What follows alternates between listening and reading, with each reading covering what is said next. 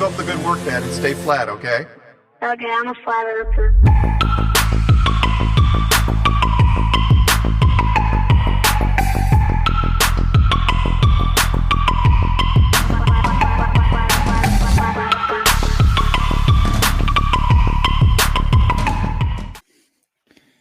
I feel like a big fist should now just come smashing through this layout with heavy metal saying "Fight the Flat Earth." You want to do that? No, the music annoys a lot of people apparently. Does it really? I think it's a nice, it's refreshing, something different. I think it's appropriate. How did you get? Who did you get to do that? I've got a friend called Sam. He's in a band called Sleepwalker, and he's been a really good friend for a long time. He just offered to do it for me because he thinks the whole flat Earth thing's hilarious. Does he watch? Yes, he does. He said he might be in the chat tonight. Oh, cool. Well, welcome everyone back to Saturday Night Fights. We are going to, for the first part, we're going to bring Flat Earth Jesus and Reds on a little after 9 or 9:15. That's when Red should be getting here. So we figured we would take the first half of the show and open it up. If there's any flat earthers that are watching, we've noticed here recently it's been a little bit more difficult than usual to get flat earthers willing to come in, and I'm assuming it's because they're tired of getting just destroyed. But you still like to talk a lot, like you're on Twitter and in the live chats. You come in and you still like to say your flat earth stuff. So if any of you feel like you can appropriately back that up, this is your time. Just let us know in the live chat. You can tag us and we will get you in here, and we will see what we can't talk about. But until that happens, we'll go over a couple of housekeeping things, and then we'll talk to Fight the Flat Earth and find out why he decided to do Flat Earth in the first place. And before we start with anything, Steve has made sure that I don't forget that it's his time to nerd out. So at this time, we're going to let Steve nerd out. Well, sure. Let's go with that. So what happened was I had posted on my Facebook page that I got bored and I memorized pi to the 25th decimal place. And I think I even might be able to do it further. And so people wanted to see evidence of that. So I am going to recite pi to the 25th decimal place. Yeah, I wrote it down. Dave, do you have it pulled up? And I will allow people to go check and have it pulled up. Go check it out. But Dave, do you have it pulled up so we can verify this? I think Fight the Flat Earth's got it too. Yeah, I can put it up on screen. Okay. Yeah. Okay. So, well, I mean, I'm not going to look, so I'm going to put my glasses away. I'm going to go like this. So so agreed. I can't see anything, correct? By the way, Kyle, This is the best you've ever looked. Kidding. Okay. Don't I know? Okay. Ready? So here we go. I'm going to hopefully get it right the first time. 3.1415932589793238462643383279. That's the 30th decimal place. That is accurate, actually. Thank you very much. To the 30th. No, 30. I just got to the 30th today, so maybe we'll know a little bit more later on. What do you win? I'll tell you what, the most accurate measurement ever if you're building a bridge or something, right? I was going to say a pie, but okay, I think that'd be appropriate. Reds will, people in the live chat, Reds will be here at 9:15, 9:20. He's coming from work. So him and Steve, you can go ahead and give Flat Earth Jesus the link, and he can go on ahead and come in if he wants to. You've met, haven't you, Fight the Flat Earth? You and Flat Earth Jesus. Yeah, on my last debate on here was with Flat Earth Jesus. How'd that go? He told me that giants dug the moon out of the Grand Canyon and filled it with helium. So, of course. Well, come on, we all know that. I wasn't ready for that, actually. What now? Giants dug the Grand Canyon from the moon? Yeah, that's why there's craters, because they then boiled it all up into a glass-like material, and as it cooled, the glass all popped and made bubbles, and that's why there's craters on the moon. That makes sense. I see that now. And also, all mountains are stumps of ancient giant trees. Well, this is going to be a fun night then. I can't wait to also meet the him. sun's an interdimensional portal. Yeah, that's another one. This all of this went down in one hangout. Yeah. Wow. Caleb Ihaya says Steve is a big nerd. Yes, he is. Steve is a huge nerd. Real quickly, on the 12th, we have Dan Palladino, who's going to be here. It's a Saturday. He's from the actual Flat Earth Society, the official organization of Flat Earth. So he will be joining us 2 Saturdays from now to talk about the shape of the planet. Trevor Valley, who's a good friend of, what's that? Is the real one, the real Flat Earth Society. The real Flat Earth Society. Fake one? Yeah, interesting. This is the real one. Nice. Actually, I think from what I remember, you might be the reason that he's coming on. Possibly. I've been having a bit of a back and forth with them on Twitter. I will definitely be available. Yeah, that's okay. I'll talk to you after the show about that. But yes, what happened with you guys is what stemmed that off, and I'll explain what I mean by that after the show. Trevor Valley's coming on with Dan B. Diondi. I hope I'm saying that correctly. He used to work at InfoWars.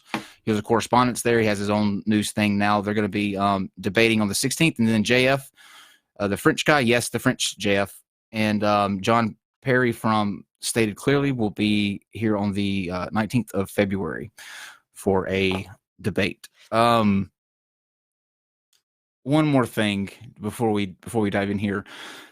This will start at around 9:30. I'm going to assume we're just waiting on Reds to get off of work, so we'll hang out here and let anybody that's in the live chat. If you want to come in and you're a flat earther, tag me and I'll get you in. I'll get you in here, and until that time, we're just going to kind of shoot the shit and talk to Fight the Flat Earth. Antonio Arroyo says, if a flat earther falls in the woods, does his buoyancy make a sound?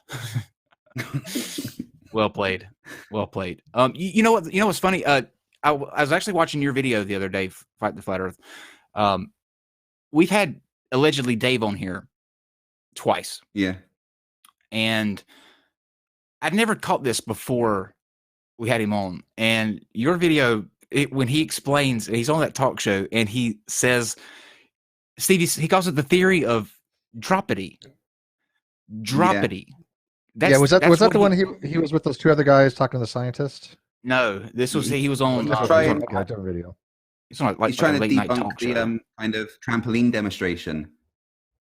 Yeah, of gravity, Yeah. but that's what he calls when something drops. Dropity, literally, dropity. I was baffled, but then again, we are talking about somebody that. I kind of like the theory of down better. That actually makes sense to me. The theory of I down. don't know. I like dropity. It's catchy. What was your takeaway from allegedly Dave? That he is so far up his own ass that he can't see why he's wrong. He's a free man on his own ass, though. Did you know that aspect of him? He's a free man on the land. Was he tried to charge that police officer £25,000 for his time when he stopped him? Yeah. Yes. The thing is, though, like, the police officers over there where you guys are so nice. Like, if he was over here in the States, he would have been like, the windows would have been busted. He would have been shot. They stayed with allegedly Dave for like an hour, and the cop actually signed his statement for the 25 or the 20,000 pounds. He signed it. Yeah. There's no legal that never contract happened over here. No, God, no. He would have been drug out of that car through the window. Have you watched those ones where they wait? Have you watched those ones where they give them lip and they're like, "Please roll down the window," and they refuse to? They just shouted that shit. Oh, just take them right out. Yeah, that's fun. What were you gonna say? Fight the Flat Earth. You were gonna say something there? It's just that allegedly Dave just denies that laws are a thing, doesn't he? Mm-hmm. He just says that if you've got a natural law to travel, so no one can say that you can't travel however you want to. So he thinks that anyone could just get into a car, which is basically a moving bomb. Yep. I can't point out enough how nice the police officers are there, because even after they moved him into the police car, they went and got his phone and handed him his phone in the police car. Said, we want to make sure that you have your phone. It was just so like, they were so polite and so just not how they are over here. You know what I mean? Like I said, he would have had his window busted and it would have been over for him. Attila the One says, go get him, fight the flat earth. Geology proves a sphere. Debate me, you cowardly flurfers. God created me as the scourge of your morally bankrupt movement. Wow, he is he is angry. A little visceral there, buddy. I like it. He is angry. Passion. I enjoy the passion. Passionate. So speaking of which, what was it that? Let me ask why first. Why would be the more appropriate question? Why would you subject yourself to days in and days out of dealing with people who just absolutely deny base reality? Because someone's got to. It's not only that they're denying it, they're trying to make other people deny it. If they want to deny it themselves, then go ahead. But when they're coming on a platform like YouTube or Facebook and, you know, spreading demonstrably false facts and trying to make people believe it, then someone needs to shut that shit down. So there had to be something, though, that motivated you to decide to get into this. You know, like, is it something that you kind of paid attention to, or something that was brought to your attention? I didn't really, you know, I knew flat earth was a thing, but I never paid much attention to it until one day my son came home from school and he was crying. I asked him what was wrong. And he said that a boy that had been one of his friends, the boy and the boy's dad had started shouting at him in the street because he said that the earth wasn't flat and they believed the earth was flat. So these people, this dad and his son, thought it was appropriate to shout at my, at the time, 9-year-old son in the street and call him an idiot. And I thought that made me look into the whole thing and realize that it's a lot more than just people being idiots, that they're literally trying to push a warped way of thinking onto people and are angry about it and are, you know, literally harassing people in the streets. And it made me angry. And I've got a lot, you know, I'm disabled, I'm housebound, I've got time on my hands. So my wife kind of said, you know what you're talking about, why don't you start a YouTube channel? So I did. Good for you. The scary part of it and all of that is that this, you know, because obviously kids, when they're that young, mimic a lot of what they hear, and they don't fully grasp the understanding, you know, of why the earth is round, or you know, why it would be flat. So that means that it's coming from somewhere, right? That would be the biggest the biggest concern to me. Either they're watching this. Oh, well, there he is. Flat Earth Jesus. Howdy. Howdy. We're kind of chilling right now and talking with Fight the Flat Earth until Reds gets off. He should be on his way. He'll be here about 9:15. So we're just kind of hanging out, relaxing right now. But welcome. Nice Thanks. to meet you. Yeah, good to be here. Thanks, Kyle, Steve, and You Craig. want to ask him real quick about the theory of dropity? Has he heard of that? Just out of curiosity. Oh yeah. Do you know anything about the theory about the I've theory heard of somebody dropity? mention it. I've heard it mentioned before, but it's as good a word as any, I suppose. Things drop if they're not supported by something. So a thing of mass and a thing of air, well, it drops until it finds a place to rest. I just never heard about it until I actually saw Fight the Flat Earth video. I didn't know that was on. Steve and I always called it the theory of drop. But what do your kids say now? Fight the Flat Earth. Is he? Go ahead. He says, I'm not a real YouTuber until I've got a play button. Oh, damn. That's 100,000 subs, man. Yeah. I showed him how the YouTube channel was doing, and he's like, well, Dan TDM's got 15 million. Oh, cheers, son. Yeah. No, he's a really smart boy. He's a really smart boy, and you know, he understands why things are, you know, he asks a lot of questions about the universe and why you see things in the sky, so I'll explain it as best as I can, and he understands it, and he's even asked for books and stuff so he can research things himself. And like I said, it made me mad when someone thought it was appropriate to kind of have a go at him, you know, an adult, and because he doesn't think the nonsense they do. Oh, it was an adult. I didn't know that. I thought it was another kid picking on him. No, it was the kid and his dad both kind of saying, "Haha, look at this moron who thinks the Earth's round." Now, even you wouldn't condone that, would you? Aussie Jesus. Parents picking on, or adults picking on kids. You wouldn't even you wouldn't condone that, right? Adults picking on children for, however they believe the shape of the planet is. No, of course not. No, just encourage them to investigate the truth and decide for themselves. Like my son completely disagrees with me. He thinks I'm a big idiot, naturally, because that's what kids do.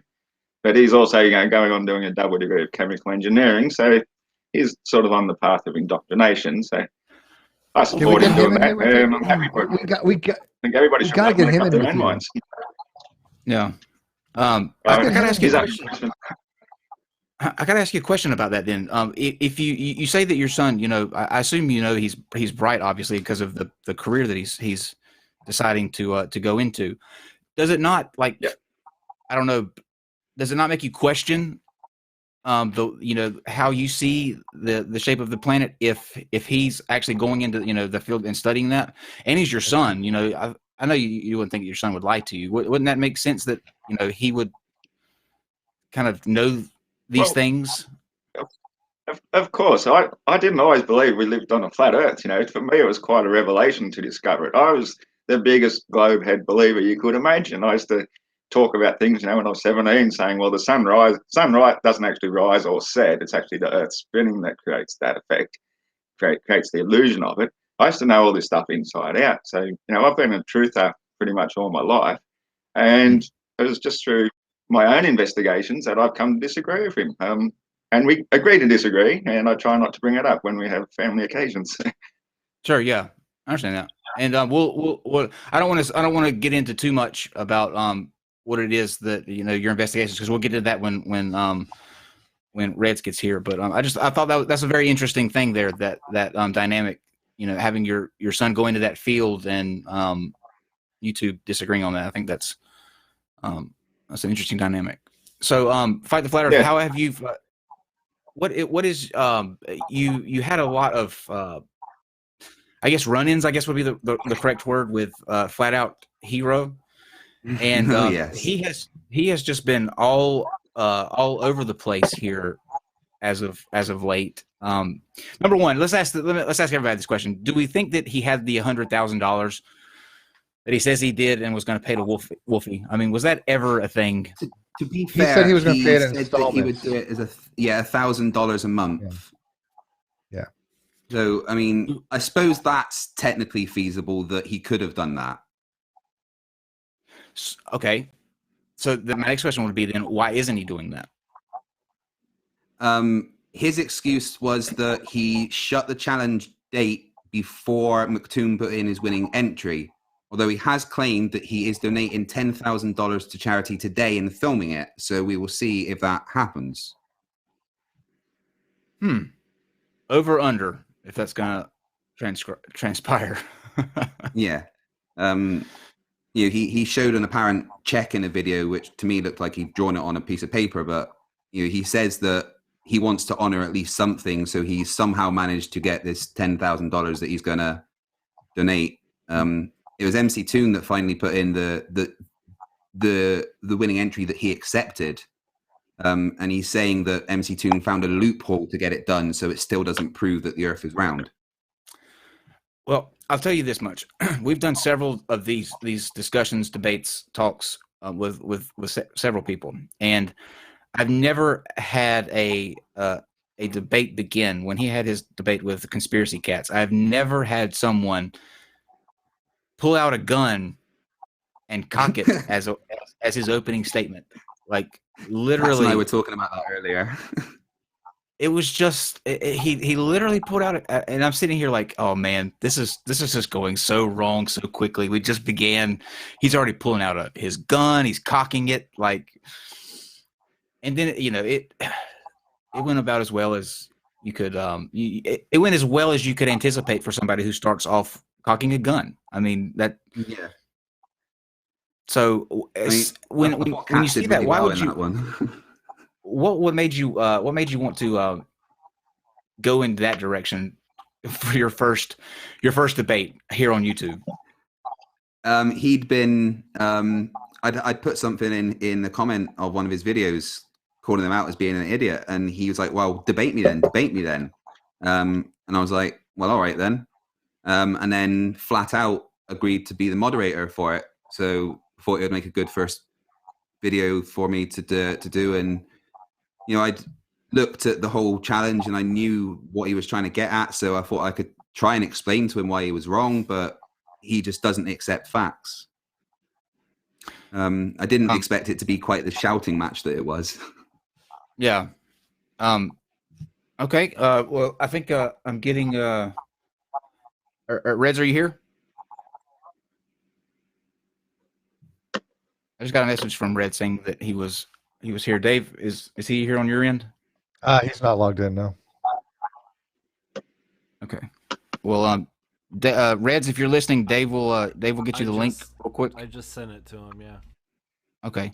Well, not surprisingly enough, Fight the Flat Earth, no one took us up on the invite to come in. So here's what we'll do. People will be watching this all week, and if any of you that are watching think that the Earth is flat or hollow or whatever different than a sphere, then are you free next weekend? Yeah. Okay, so why don't we do this? We'll extend this invitation to next week. You can get in contact with me either through comments on the video, or you can email me at live@nonsecshow.com.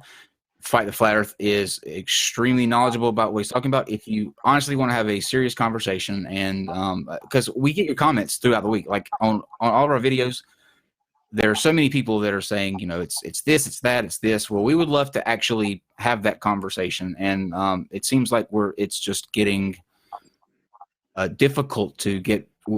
They don't want to go beyond the keyboard, and that's what irritates me. You know what I mean? Like when they won't come out past the keyboard. Like Aussie Jesus, he's man enough to say what he has to say on in the comments, and then come in and back it up. So that's what we like to see. And I do respect that, Aussie Jesus. I do respect that. Sure. And I just want to say Merry Christmas to you. Cheers, Merry Happy Christmas. Hanukkah.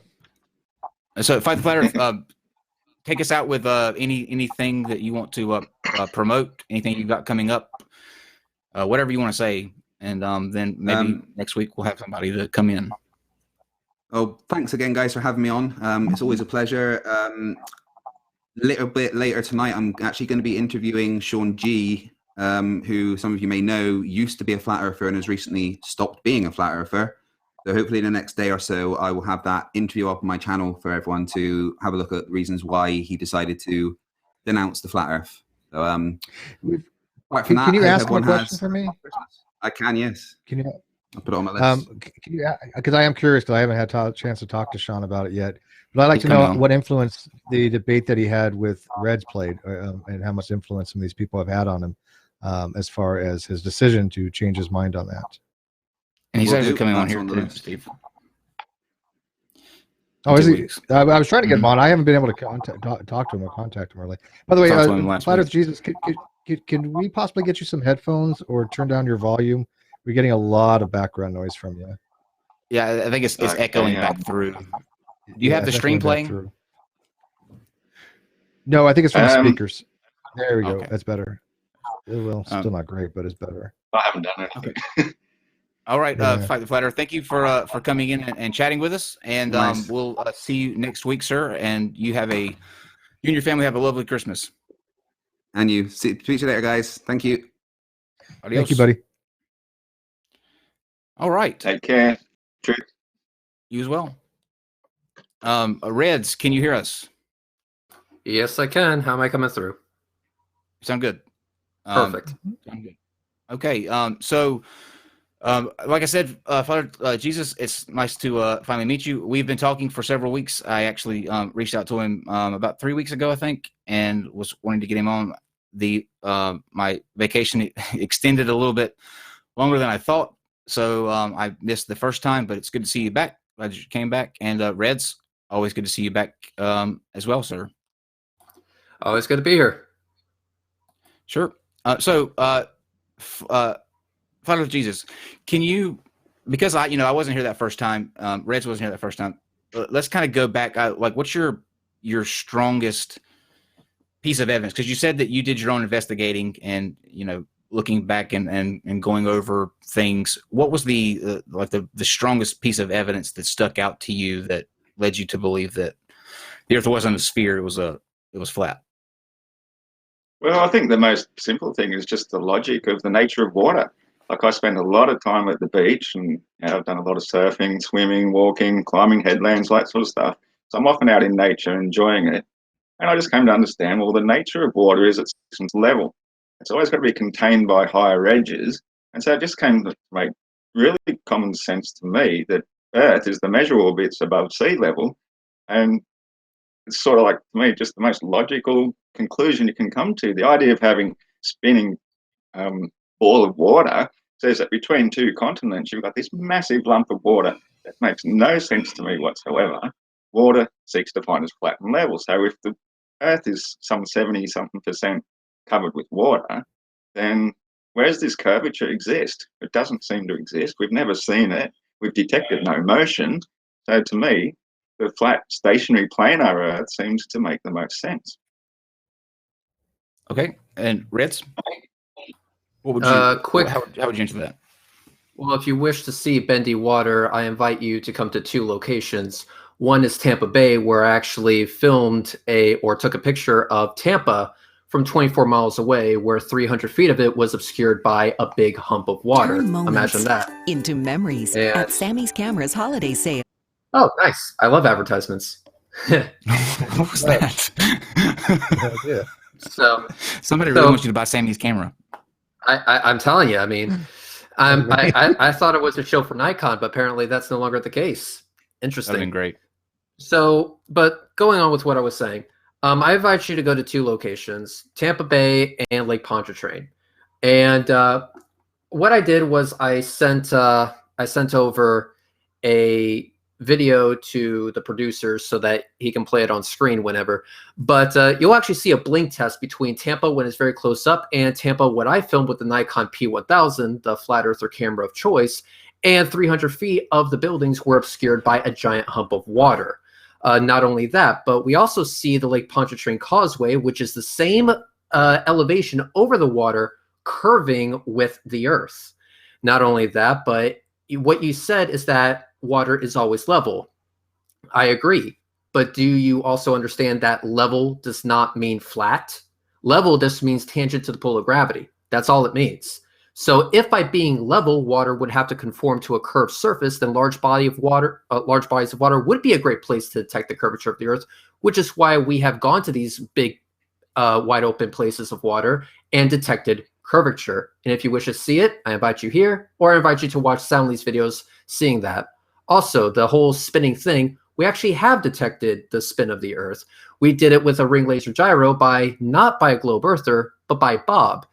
In a recent transcript that was on a Beyond the Curve documentary, we actually see his hashtag confirmation bias in full effect, where he admits that they detected 15 degrees per hour, which is the exact thing one would expect with the rotating Earth. And when they tried to shield it from the heavenly bodies, whatever that means, they couldn't get it to stop drifting. So we have direct observation of curvature. We have detection of rotation. So both of those things I actually found evidence for. And do you want to show that video? Interesting. Ritz. Well, I have actually seen those videos you're talking about and the pictures as well. And to me, I think it can be easily explained with understanding how perspective works. Well, we're just going to show them real quick, Aussie Jesus, for the people who are watching that may not have seen them. So let's go through them just real quickly, and then you can respond to what you think it is. But just so people who haven't seen it yet, they can see it. Fast forward to 2 minutes, the 2-minute mark, and then play from there.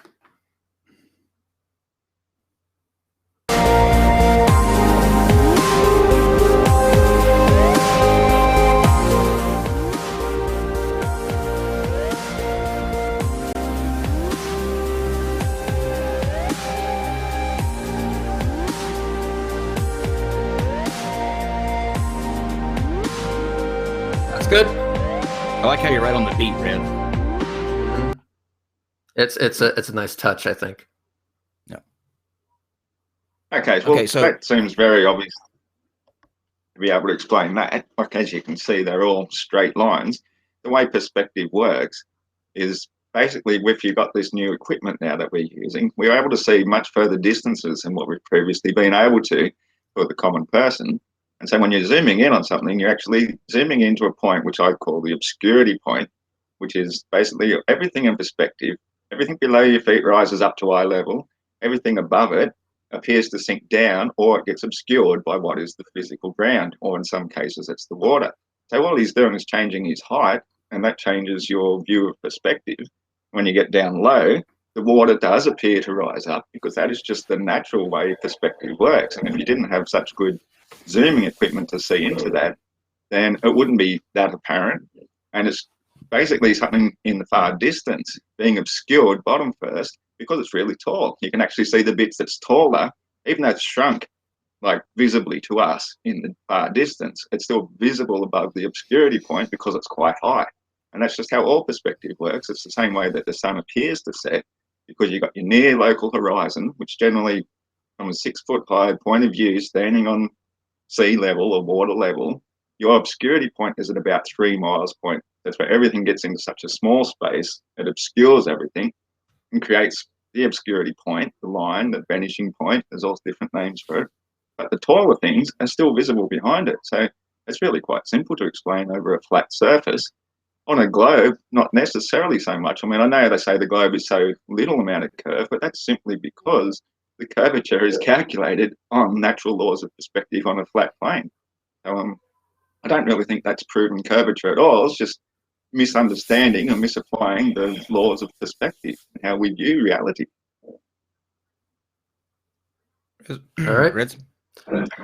The law of perspective is alpha equals 2 times the arctan of g over 2r, where alpha is the angular size of the object, g is the actual size of the object, and r is the distance to the object. The law of perspective does not state anywhere in that equation that an object moving away from you will start to disappear bottom up and eventually out of sight. What it actually says is that the object will shrink in totality.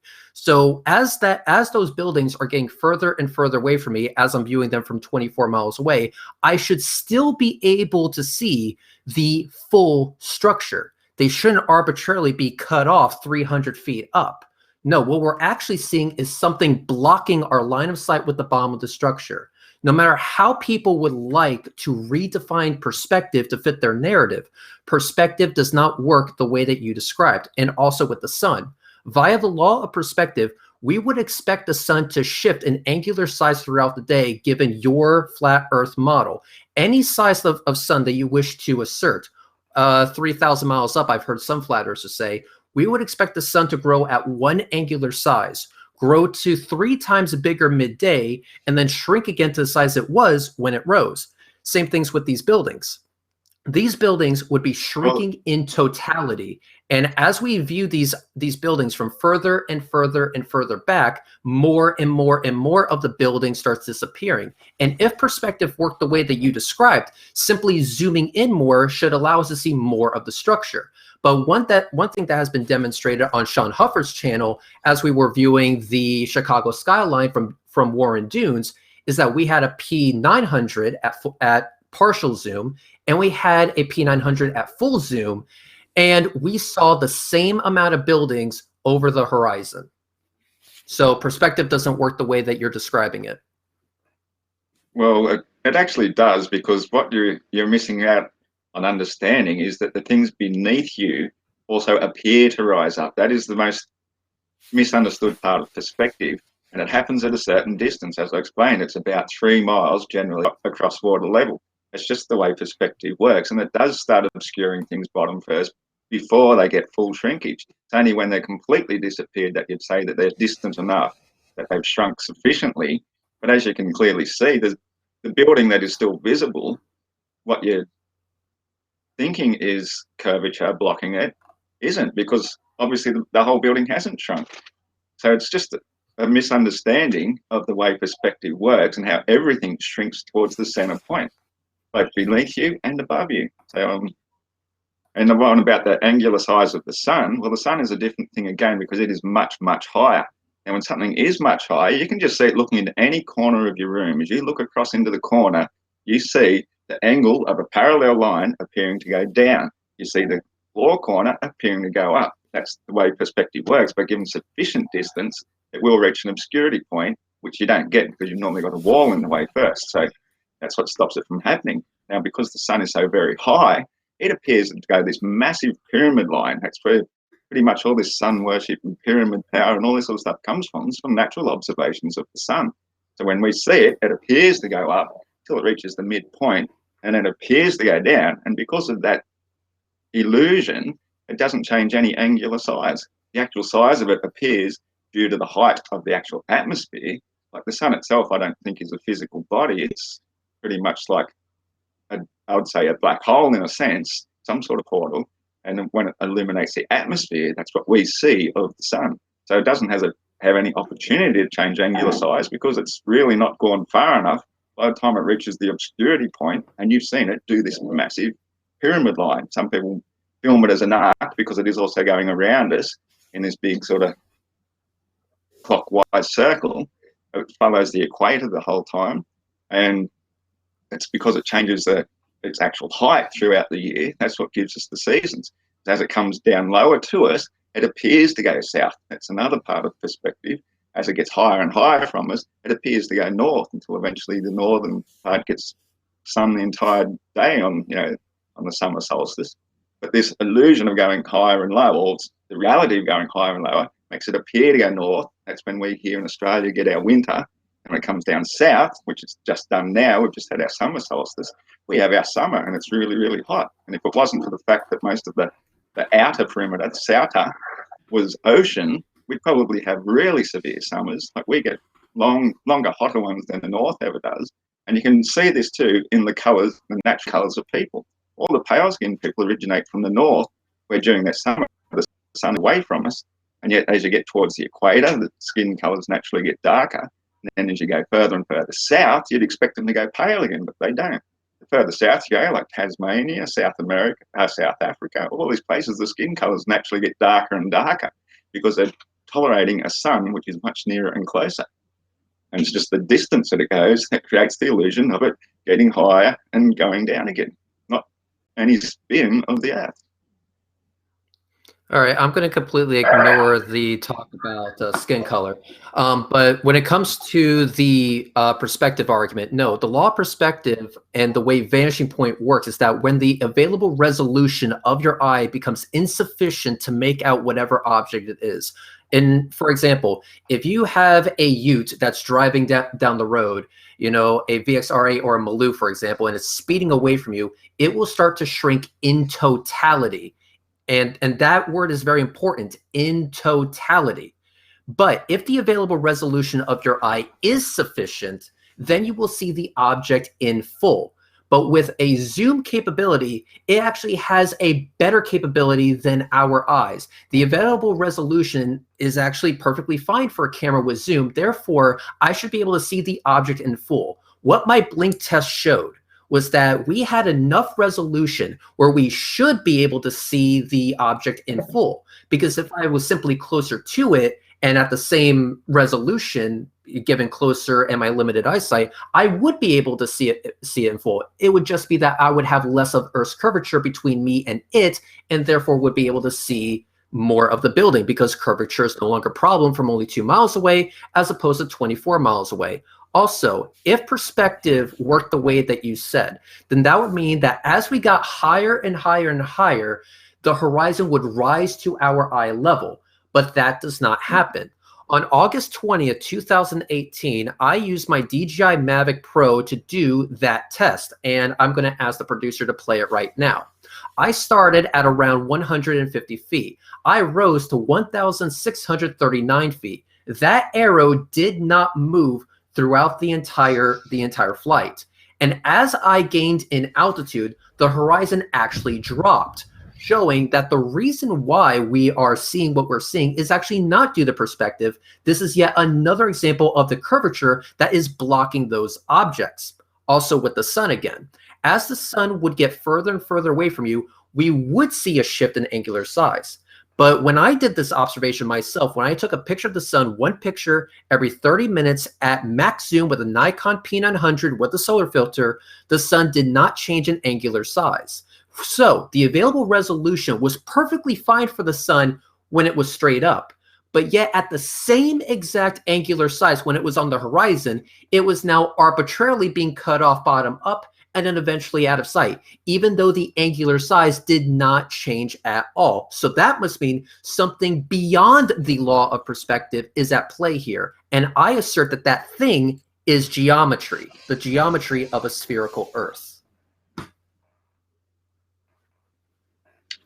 Okay, well, that seems to make some amount of sense because you're still going up higher. You know, even if the water level is still going to be water level, you would expect it to sort of drop slightly, but not sort of incredibly.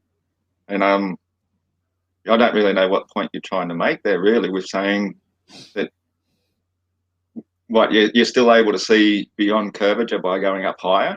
That to me makes no sense. If you say, for example, have a ball sitting across the room, just by standing up isn't going to help you see over the ball, and that's pretty much what curvature is doing. You actually have to go forwards to look over the ball to see over the curve. So the same thing would still happen on Earth. You have to actually go forwards, not just up. Yes, the sun's going away from us. I explained this one the other day, but I'll explain it again for those who missed it. The sun is setting because you say that the Earth is spinning at about 1,000 miles per hour. That is what's creating the appearance of the sun going down. So if you're going higher in elevation, you're actually going further away from the sun. You're not going further towards it to see over the curve to re-see the sun again. And I've seen plenty of people do these videos where you can keep going up gently, a little bit at a time, and keep watching the sun set again and again. And now I've explained that the angular size doesn't change because it's already sufficiently far enough away. It's a bit like when you go to the ocean and you watch an ocean liner come south going up to the far north. The whole distance it goes, it might be over 100 miles across a perfectly flat, level, non-curving surface, but the actual size of that ship to you doesn't change at all. But the sun being even further away again, it's already so far away that this amount of space that you've seen it in your local view isn't enough to change angular size. That's just how I've come to understand it and explain it. And if I'm wrong, well, you know, maybe I'm wrong, but to me it makes a lot of sense because the biggest thing we seem to miss in understanding perspective is the way that the height also affects the view of things. As I said with the ceiling, you can see the line of your ceiling going off to the corner appears to go down, yet you know it's a parallel line. So the sun is moving a parallel line. It just appears to go up higher as it gets nearer and appears to go down as it goes further away without having to change size whatsoever. All right. So actually, geometry does work like that. If you go up higher, you're going to be seeing over more of the curve. So let me give you an example of this. Sean Hufford did a video of multiple sunrises, again filmed with the DJI Mavic Pro. And what he did was very simple. He had his drone set at altitude. As soon as he saw the sun, he dropped in altitude and the sun disappeared again. And keep in mind, this was a sunrise, and he was able to make the sun disappear. Now, I did the same thing with my DJI Mavic Pro, but I did it with a sunset, not a sunrise. After the sun set and the DJI Mavic Pro was hovering just over the beach, I was able to rise to 400 feet and I could see the sun set again. And also, I went ahead and gave the producer a quick little thing that I did on Paint, which shows that as you're increasing your altitude on a spherical surface, you will actually see that your line of sight becomes tangent to a point on the sphere that is further away. So actually, yes, increasing your altitude will allow you to see more of the curve. And what we saw with my DJI Mavic Pro video, where I was raising altitude and the horizon was dropping, is we saw evidence of that curve. Because as you see with these two lines, the one at the top has to look down at a greater angle as elevation is increased. That would mean that the horizon would have to drop down on a sphere. That would not happen on a flat Earth. So given the fact that the horizon actually did drop in my DJI Mavic Pro video, we show clear demonstrable evidence of curvature. Not only do we have buildings being arbitrarily cut off at at elevations that would match the geometry of our planet. Not only do we have the angular size of the sun not changing, not only do we have the DJI Mavic Pro showing the horizon drop, but we also have multiple sunrises filmed with that same DJI Mavic Pro, all of which confirms what we would expect to see on a curved Earth. So which part of this is kind of hard to understand? Well, as I did just explain, going up higher on a curved Earth is actually going away from the sun because it's set below your horizon, which you say half the world is lit at any one time. So if half the planet is spinning away, then darkness means you're not going to see the sun some more. Now, the scale that you had to that drawing there, I mean, that is just ridiculous. You've showed somebody probably about the first height about 5 times the amount of Mount Everest. And then the next one, you're going up to about the height of the moon, and you're seriously thinking that sort of scale is going to show what would happen in reality on a planet the size you say it is. It's no way. The tiny little height going up multiple miles would still be insufficient to see over the curve. So if you're going to show pictures that don't even come close to matching the scale that you say the size of the ball is, then I think you can't really use that as evidence to back up your claim. As I've said, if the sun is set because you're on the back side of the planet going away from the sun as it's on its spin, going up is going further away from the sun, not back over towards it. So you can't really have it both ways. You pretty much disproved the globe yourself with your evidence. No, there's a thing called proof of concept, but if that does not work for you, then how about I give you the raw mathematics? The one about the horizon would be the square root of r plus x to the second minus r to the second. Go ahead and substitute r with those two elevation points, and you will see that the horizon actually does go back as illustrated in my example. Also, the fact that we're going back away from the sun, that would be a difference of 0.0000003125%. Such a minimal change does not matter when you're dealing with the geometry of the planet. You're basically expecting the entire angular size of the sun to be shifted by its entire angular size by moving slightly away from it by 0.00003125% of the total distance. What you're expecting does not comport with reality, and I think that's the major problem here. You need to align your expectations with what the geometry is actually going to give you. Okay, well, if that's just based on your simple geometry, you're also not taking into account the very many things that we say why we don't believe the Earth is moving, because it's not just the actual spin going 1,040 miles per hour at the equator, so more or less depending on your latitude. It's also speeding around the sun at 66,600 miles per day. So that's 1.6 million miles every day we're going. So you've got to include that speed, the orbital speed, which takes us about 1 degree around the sun. Plus, then you're also talking about the speed of the sun moving through the galaxy. All these speeds have to be taken into account if you're going to try and come up with a theory that comports with reality. So all that tiny little percentage you came up, did you even take into account all these phenomenal speeds that have never been detected, but we say have to be working in order for this heliocentric model to make sense?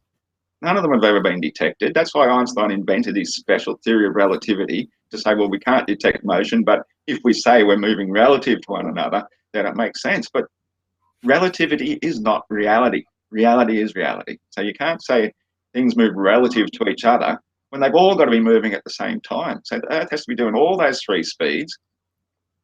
And there's just no way your little drone moving at, say, 50 miles per hour, if it's even doing that, just by gaining a little bit of elevation, is going to keep up with all that speed. I'm sorry, it just doesn't work in reality. Unfortunately, it actually does, because I didn't need to take all these speeds into account when I'm working with averages. But if you wish to bring those speeds into account, you tell me what the actual effect would be on that drone. How is it that if I'm taking the average distance of the sun and I move away from the sun by 0.00003125% is going to make such a big and phenomenal shift to angular size of the sun or where it's going to set on the horizon?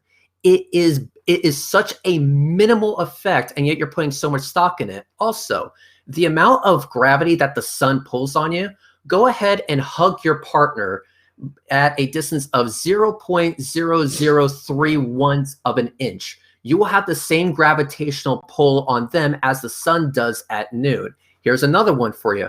Go ahead and travel around your yard, but make sure you travel around your yard once every 365 days.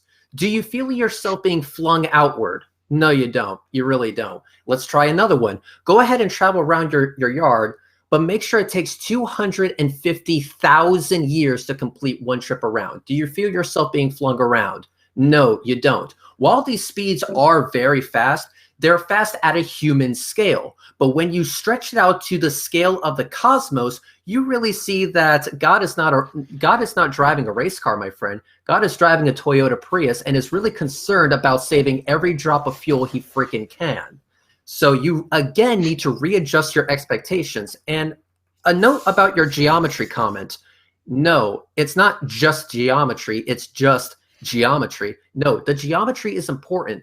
The geometric facts that we use to verify the size and shape of our globe is the same exact geometry that goes into making your car work. You love your Utes, you love your Subaru WRX XTI, you want those turbos to work, ball bearings need to be a thing. The geometry of making those work is the same exact geometry that we use to verify the size and shape of our globe. If it works in engineering and manufacturing, it can work in discovering the facts about the reality we live in. Well, I think you've totally lost the plot there in a big way, because you're telling, the biggest argument believers have for being on the Earth is some ancient Greek philosopher measuring shadows of sticks and looking down a well on the solstice. And that's how we proved we lived on a globe thousands of years ago. And they'd watch boats disappear bottom first, when in fact, if they're going over the curve, they'd be going nose first over, and you'd be watching the back end slightly rising up as it went over. But you're somehow thinking now that engineering of modern day cars is the same belief that makes the globe work. I think you've totally missed the plot there with something. And well, let me be very clear then. I'm in a really good mood today, so I'm sort of forgetting a few things. Like you do sort of tend to make a few points at a time, which would be nicer if we could just address them sort of one at a time. What was the first thing you were just saying? The engine size, like, to go around your block in your backyard at that speed. Okay, well, let's put it down to reality and human scale. This is another argument I used last time I was on the show, but obviously you weren't there, so I'll explain it again for you. If you walk around a stationary car at 5 miles per hour, you can walk around and around that car all day long, and you're not going to get too tired.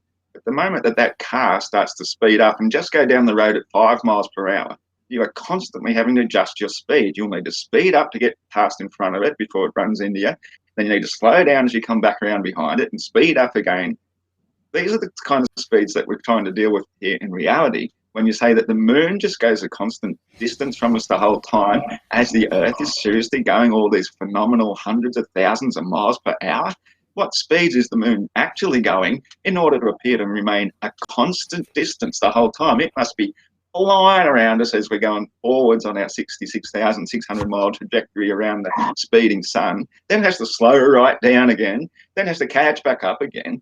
Meanwhile, you just say it's falling around us at a constant speed, but the actual speeds it would have to be doing to remain a constant distance from us are just, they'd be incalculable. You'd need a physics degree just to sit down and work out the formula for that. But then to explain how it does it and compare it to the moving parts of a motor vehicle, which has been engineered for high speed and all the rest, where you say the moon is just this floating rock going around us. I mean, that makes no sense at all in the spinning ball model. The moon is the biggest impossibility, and that's one of the biggest reasons why I personally became a flat earther, because I understand the moon. I got right into studying the moon when I was younger. I got into astrology to a degree, and I found out that the ruling sign of my sun sign is Cancer, the moon.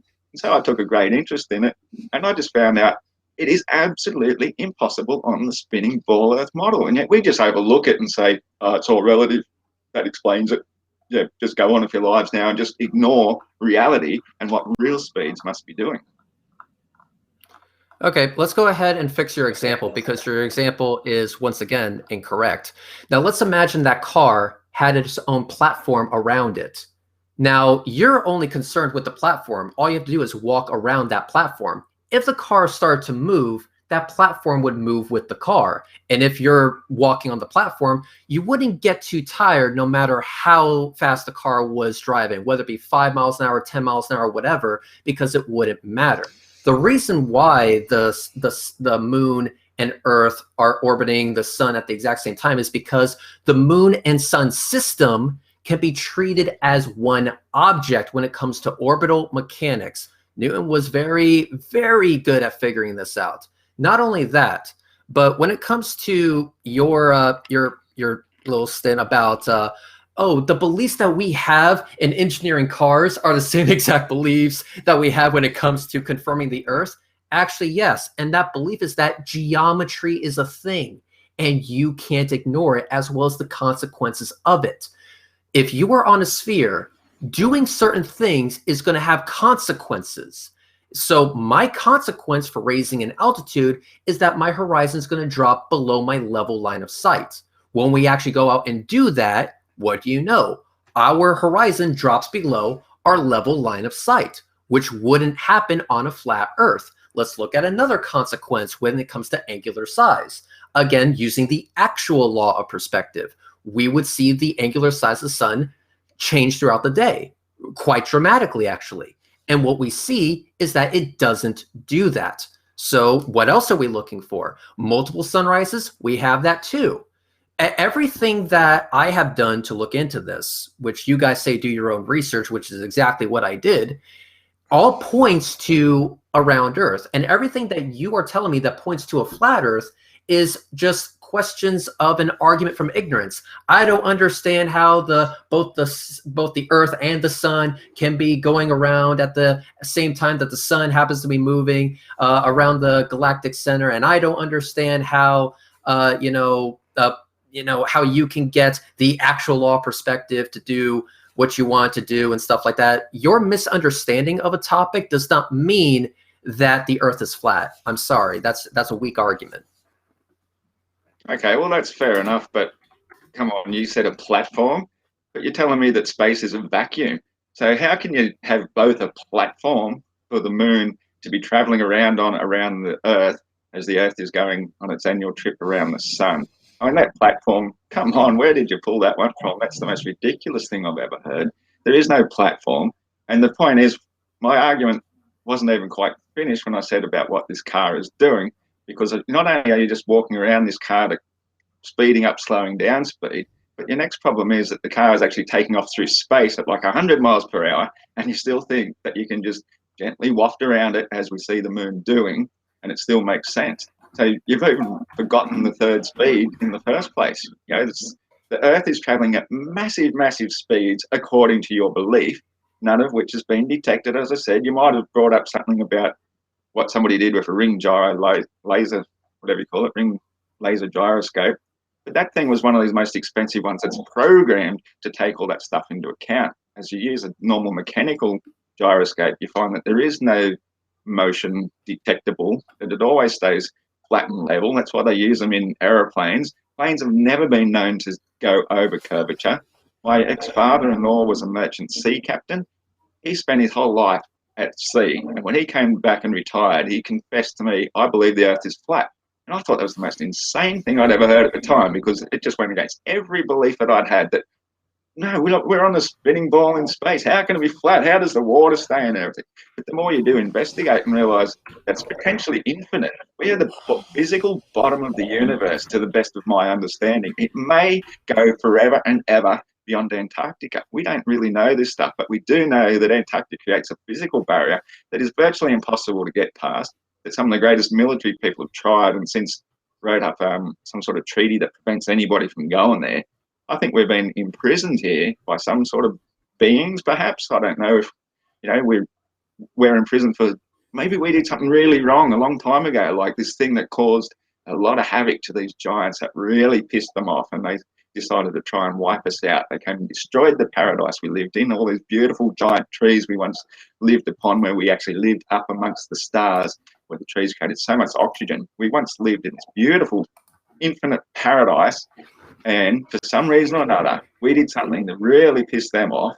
I don't know exactly what it was, but it could be something to do with, the whole biblical thing with the forbidden fruit and whatnot, and say that once upon a time, the race of beings that became giants, they started off as us. You know, death was not known at this time.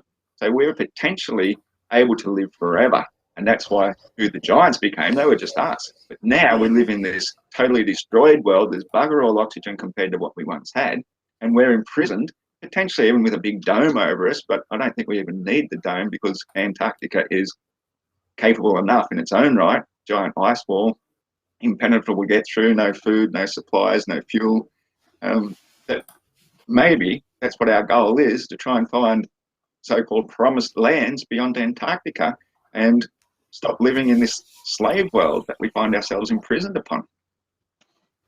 Sorry to go off topic a little bit there.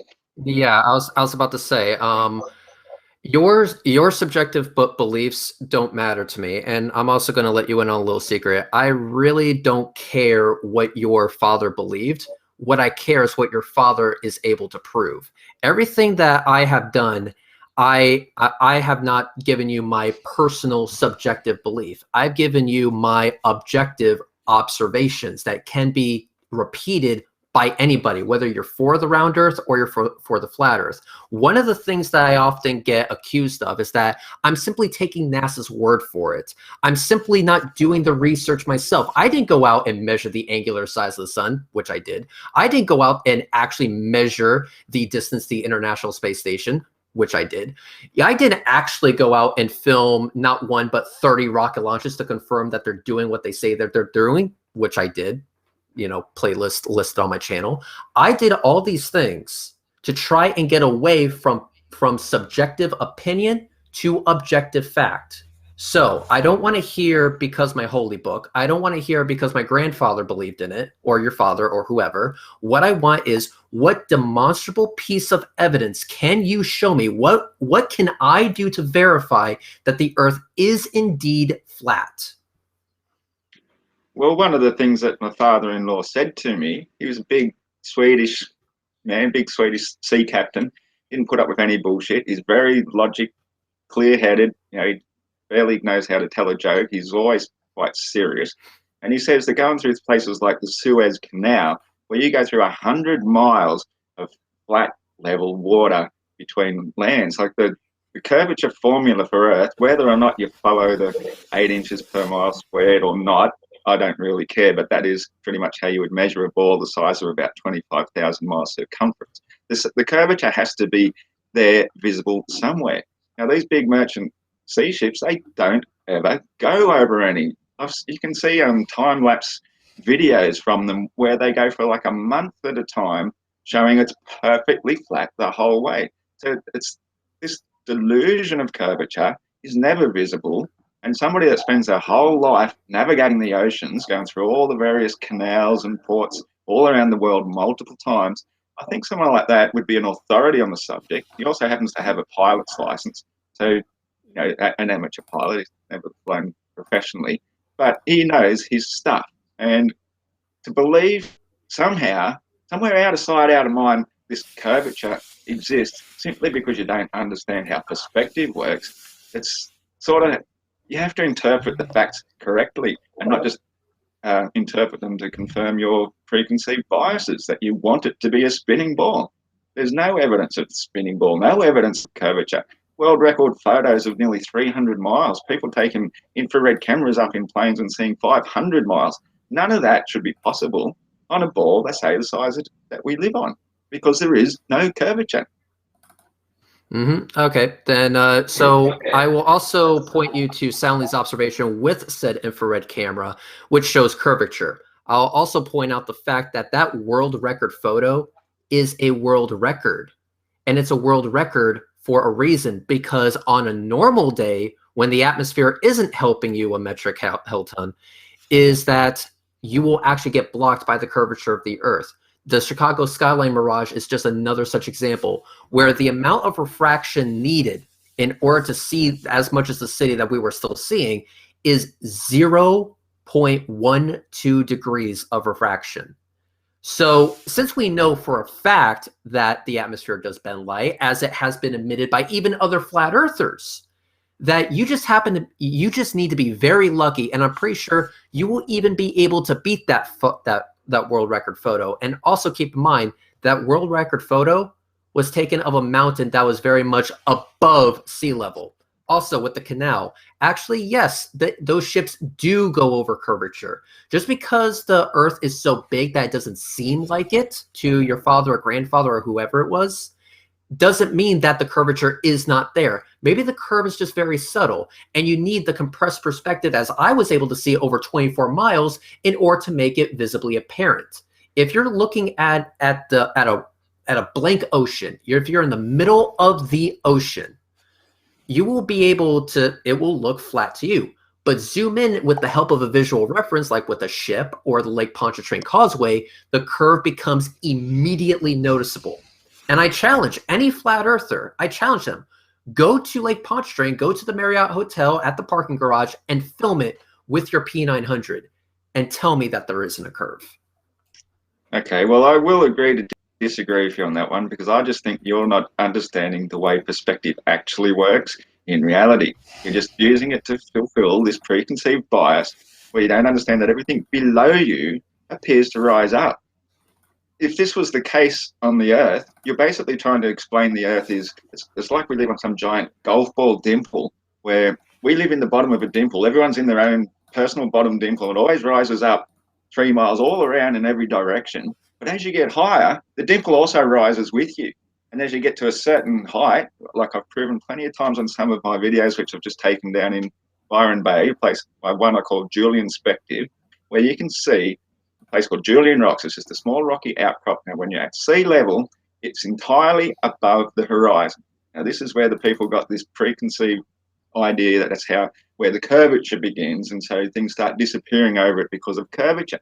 But all you need to do is walk up to the lighthouse, which is at an elevation of barely 100 meters, I believe, roughly 90-something meters, and you will see Julian Rocks is completely surrounded by perfectly flat, level water for miles and miles and miles. Now, if that was curvature, where did it go? It's like when you stand up, you lose your lap. Oh, the lap never existed, just like the curvature. It didn't exist. Well, you would see it. If you're at a baseball field, they've got a pitcher's mound. You can see the mound is curved. That's what curvature looks like. The rest of it's flat. So you would see curvature if it was real. But because it's not there, it's just an illusion created by distance and viewing height.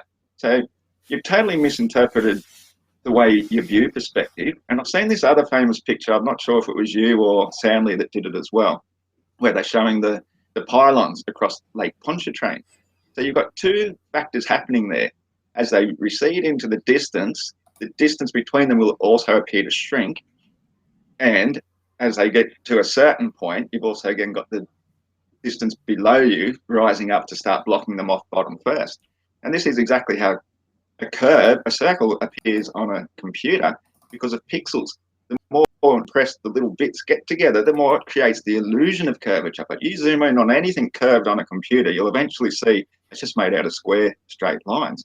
And that's all that's happening in those perspective pics, is everything's just getting compressed into a more and more smaller space, creating the illusion of curvature. It's just an illusion. And we don't believe in illusions to prove facts. We look at reality. Mm-hmm. I do agree, which is why I'm questioning why you're not looking at reality. It's not me that doesn't understand perspective, because you admitted a few things that actually show that you do not understand what perspective is doing. For example, you said that as we would rise, you would see everything rise to it. Well, then explain why the horizon drops as I gain altitude. Not only that, but I did not just say I understand perspective. I gave you the definition of perspective, and I challenged you to tell me, how does that equation, the actual law of perspective, once again for you, alpha equals 2 times the arctan of g over 2r, mean that at a certain distance, an object is going to arbitrarily start being cut off bottom up and eventually out of sight. And you also mentioned that that you see like mariners, like ships going off, and you're like, okay, well, where is the curvature? Where can I see the curvature? So what I did was I went ahead and I sent an image to the producer, and the producer is going to show you an image, and I just have one simple question about the image that I'm about to show you. It's very simple. Okay, so may the producer please show the image that I just sent through.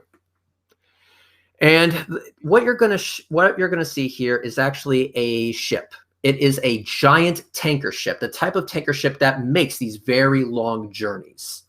And the question that I have for you, once it shows, is very simple. What color is the hull of the ship?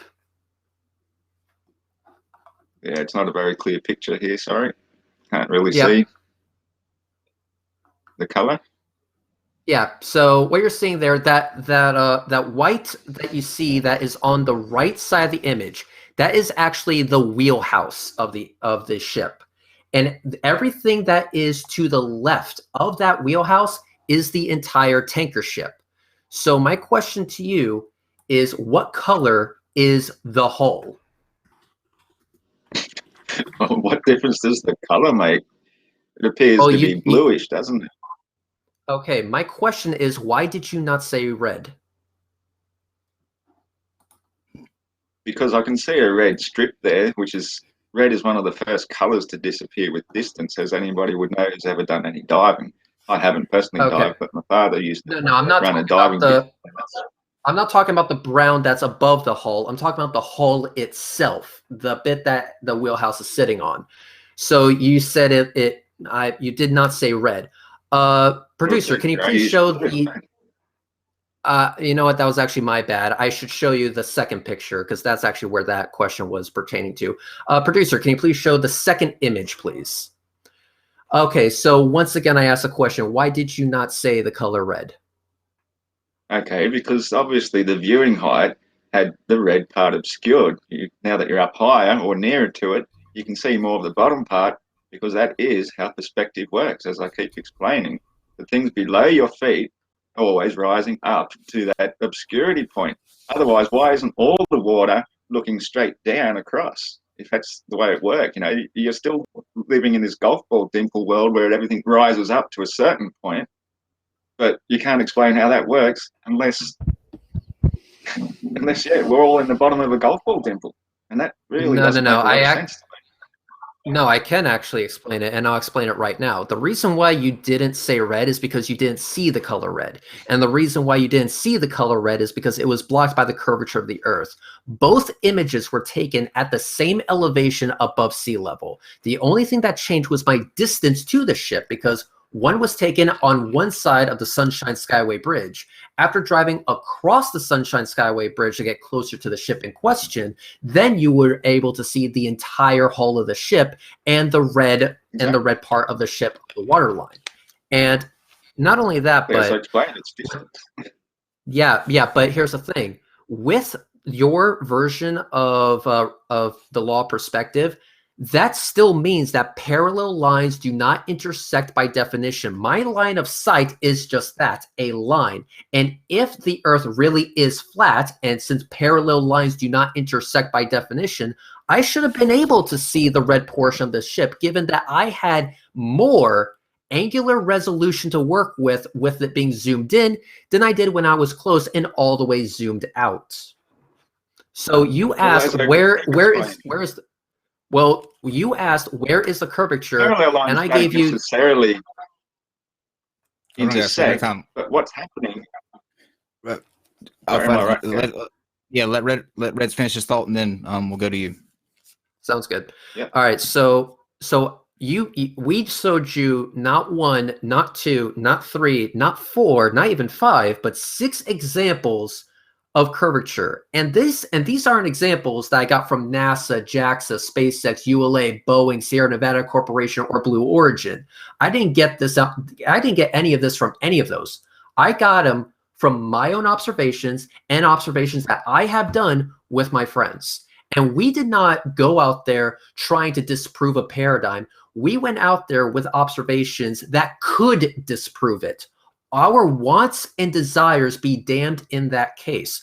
If the Earth really was flat, I should have seen the red portion of that hull.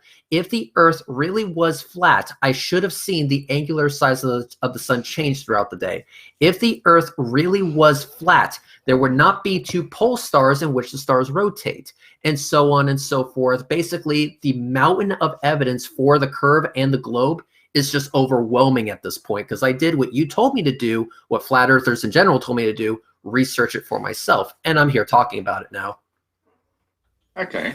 Well, that's fine, but I've also spent a bit of time talking with a bloke who calls himself Critical Think. He's got his own YouTube channel as well, and he is constantly making the same mistake that you're making, calling that this angle of perspective due to distance and height is curvature. And it's not curvature. He's proved it himself multiple times that all you got to do is get up a little bit higher and you do see further, and there is no curvature. So it's just a misinterpretation on your behalf of what you think you're seeing, because the boat was actually more distant.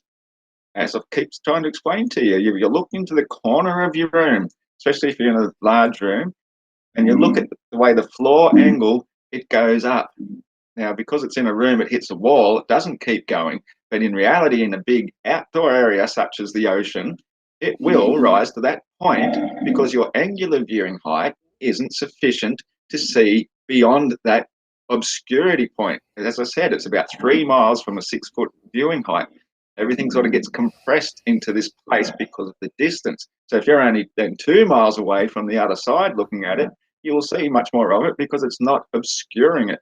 It's just the way law of perspective works. Otherwise, you'll have to admit we live on some sort of golf ball dimple world, and I'm sorry, that just doesn't work. No, your misunderstanding of perspective does not mean I have to make any sort of admission that we live on a golf ball dimpled world. Absolutely not. You saying that I don't understand, you saying that I am misapplying perspective does not mean I actually am misapplying perspective. That is simply an assertion that you have yet to back up. What you're actually demonstrating right here is your inability to understand what the actual law of perspective is. And that's just not me saying that. I can demonstrate it for you, because as we will all agree, I hope, parallel lines do not intersect by definition. Otherwise, train tracks would be crossing over in the distance, and we never see that happen, even though they look like they're converging. But if you zoom in, you will actually see them start to spread apart as the vanishing point gets pushed further and further back, because the capability of the camera is much better than the capability of your eyes. So being the fact that, oh, parallel lines do not intersect by definition, the Earth is flat, my line of sight is just that, a line, I should be able to see the red portion of that ship, which you were not able to see in the original image. So given everything that you yourself said, and you yourself would agree, it naturally follows that the reason why I would not be seeing the red portion is because something is blocking that line of sight. And the only thing that was there was the water, the very same water that finds its own level, because once again, level does not mean flat. To demonstrate that, have a shelf. Make it crooked. Is the surface of that shelf flat? Yes. Is it level? No. Then stop using the words interchangeably, because that is a total misunderstanding of the definition. Well, you use a water level to find the level, so that's how you know your shelf wasn't flat. Now, you've just used the example of train tracks going off into the distance. That's completely ignoring the fact that they're at the exact same level with one another. We're talking about parallel lines existing, one's going upwards away from you and one's coming down going away from you. That's where this intersection point occurs at about the 3 mile distance. So you're looking at lines going this way, but you're not looking at lines doing this, reaching a convergence point. And it's the one that's nearest to you, which is the ground level, because that's what we live on. We live very close and near to the ground. That's the one that always rises up and obscures the higher things bottom first. That's why that bottom of the ship was obscured, but the top wasn't. You're trying to say that the distance of the whole thing should shrink at once. But yeah, I know that is what the law seems to be a contradiction, because you're trying to use curvature as the explanation to say why it's blocked. But it's not. It's perspective and not sufficient distance for the entire thing to disappear, which it would do eventually given enough sufficient distance. But because the ship is really high and it's above the water level beneath your feet, the bottom part will get obscured first. It's quite simple once you apply a bit of critical thought to it and spend a lot of time out in the ocean and look at it for yourself and see that it's not curvature causing things to either appear to be obscured or appear to be surrounded by hundreds of miles of perfectly flat water. Well, unfortunately, that water is not perfectly flat because I live in a place called Florida, which happens to be surrounded with the stuff, which is why it's so easy for me to get these observations every single day that debunk the flat Earth. Not only that, but if we were to take train tracks and let's hypothetically flip them on their side, the top rail is not going to disappear underneath the bottom rail.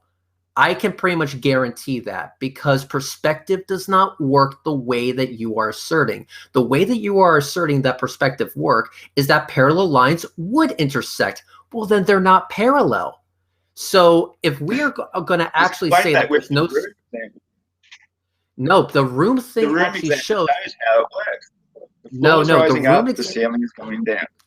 No, the room example... One at a time. The room example shows objects disappearing in totality. They're not arbitrarily disappearing bottom up and eventually out of sight. You see everything converging at the same time. If we take your example, you will see a point in the center of the screen and everything going to meet it. Everything going to a center point, not arbitrarily bottom up. Otherwise, and this is true, what we would see is that objects would be disappearing on all sides evenly. So they would be shrinking in totality until the available resolution of your eye becomes insufficient. But because we have cameras and the ability to zoom in, the capability of cameras is more. We have the angular resolution, no different than I have enough angular resolution to view this cup that is on my desk. But yet, this cup is an arbitrary... This cup is not arbitrarily disappearing bottom up, especially considering that I had the same exact angular size, the same exact angular resolution with Tampa Bay that was 24 miles away with the help of 120 times optical zoom. Okay, well, the table appears to rise up. The ceiling appears to sink down, but because it's not sufficient difference in height, they will converge towards the center given enough distance. But when we're talking about something as tall as a ship, which can be like 100 foot or more high up, or we're talking about something as high as the sun, which could be who knows how high, maybe hundreds of miles, maybe thousands of miles high, it's going to be following a different law of perspective because of its height. The further it goes away, the more it will appear to go down than what just your ceiling does. But you can use your ceiling as an example to see how perspective works in the first place. They're both coming towards a point, but if one's up really, really, really high, it's going to come down much, much steeper into the distance, which is what the sun does or what the really tall ships do because they're really quite tall. But the ground level or the water level is beneath your feet. It's really not that difficult once you wrap your head around them to understand that what's beneath your feet still rises up to fill half your field of view because the horizon is made entirely by your eyes.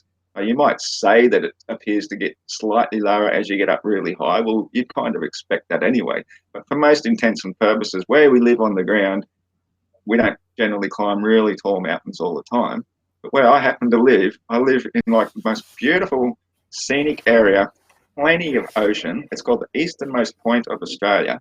And you can go down to Cape Byron headland and you can see for over 180 degrees all the way around for like multiple miles and see that there's not even the slightest hint of any curvature.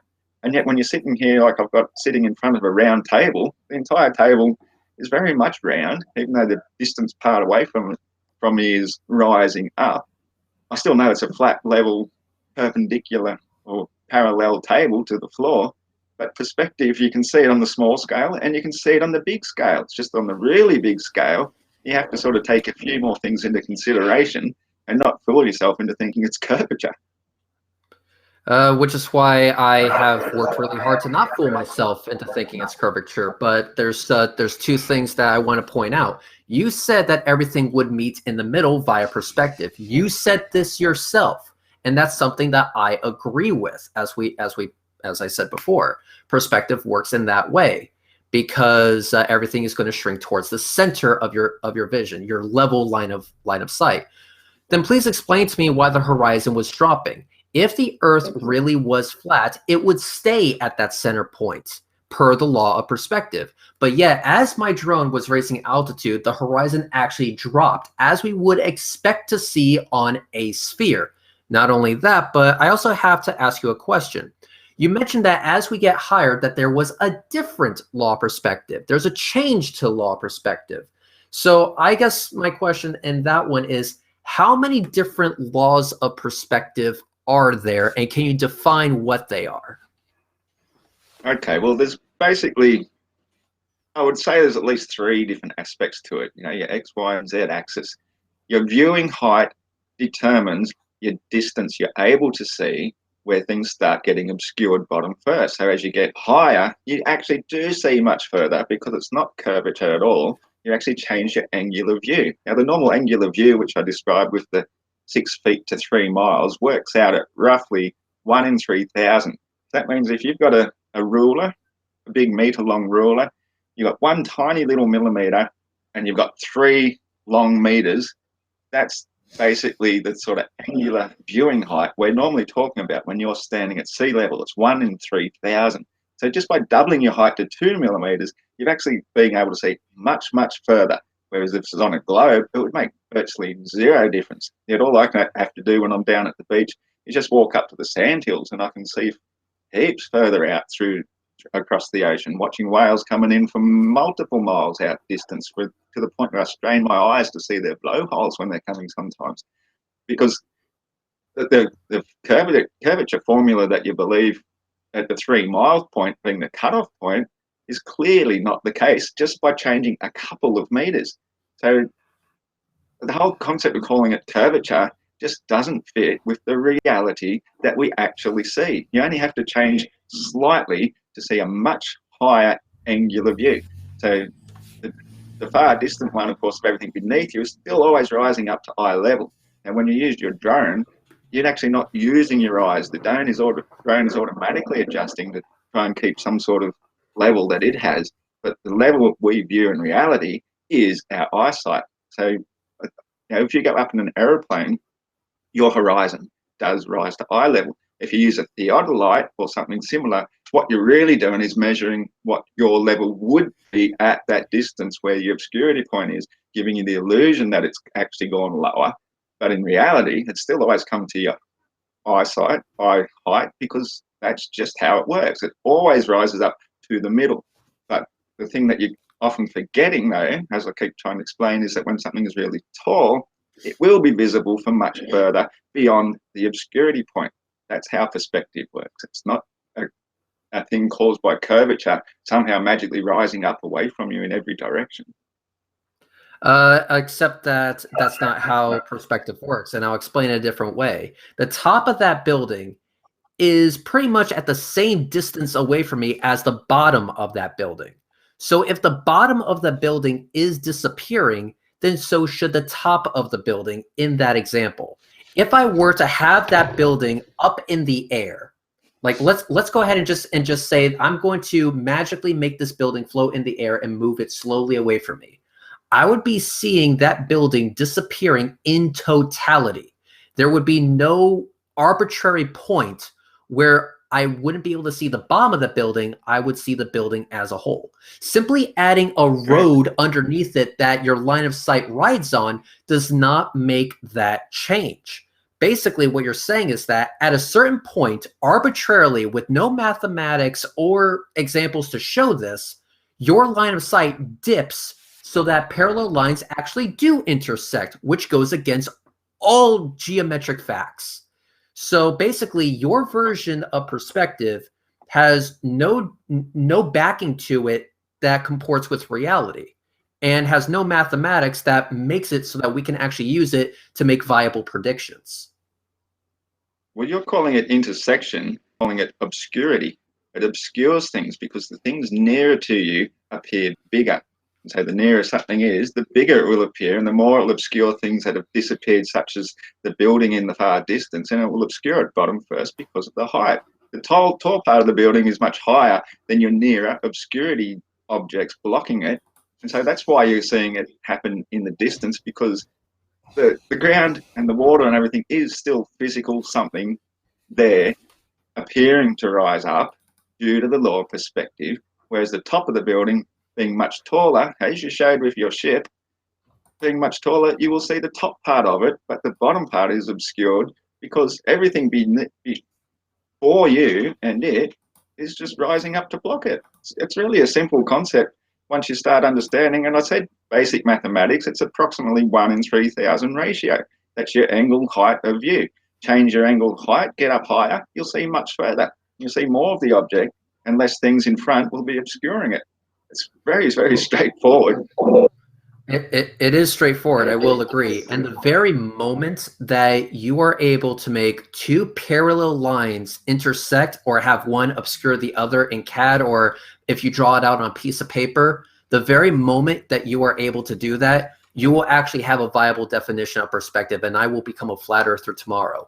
Unfortunately, I'm asking you to do something that is impossible, because parallel lines actually do not intersect, which is what they would have to do in order for your law of perspective to make sense. The law of perspective, once again, is a mathematical equation based on trigonometry. And this trigonomic fact can be verified in many ways to show that it actually comports with reality. After all, this is exactly why parallax is a thing. This is why you have this thing called depth perception.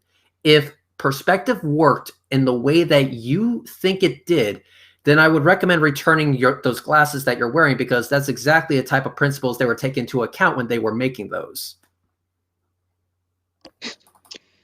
Well, you know, I can lead a horse to water, but I can't make you drink. I've explained how the things beneath your feet rise up and obscure it. They are not intersecting with it.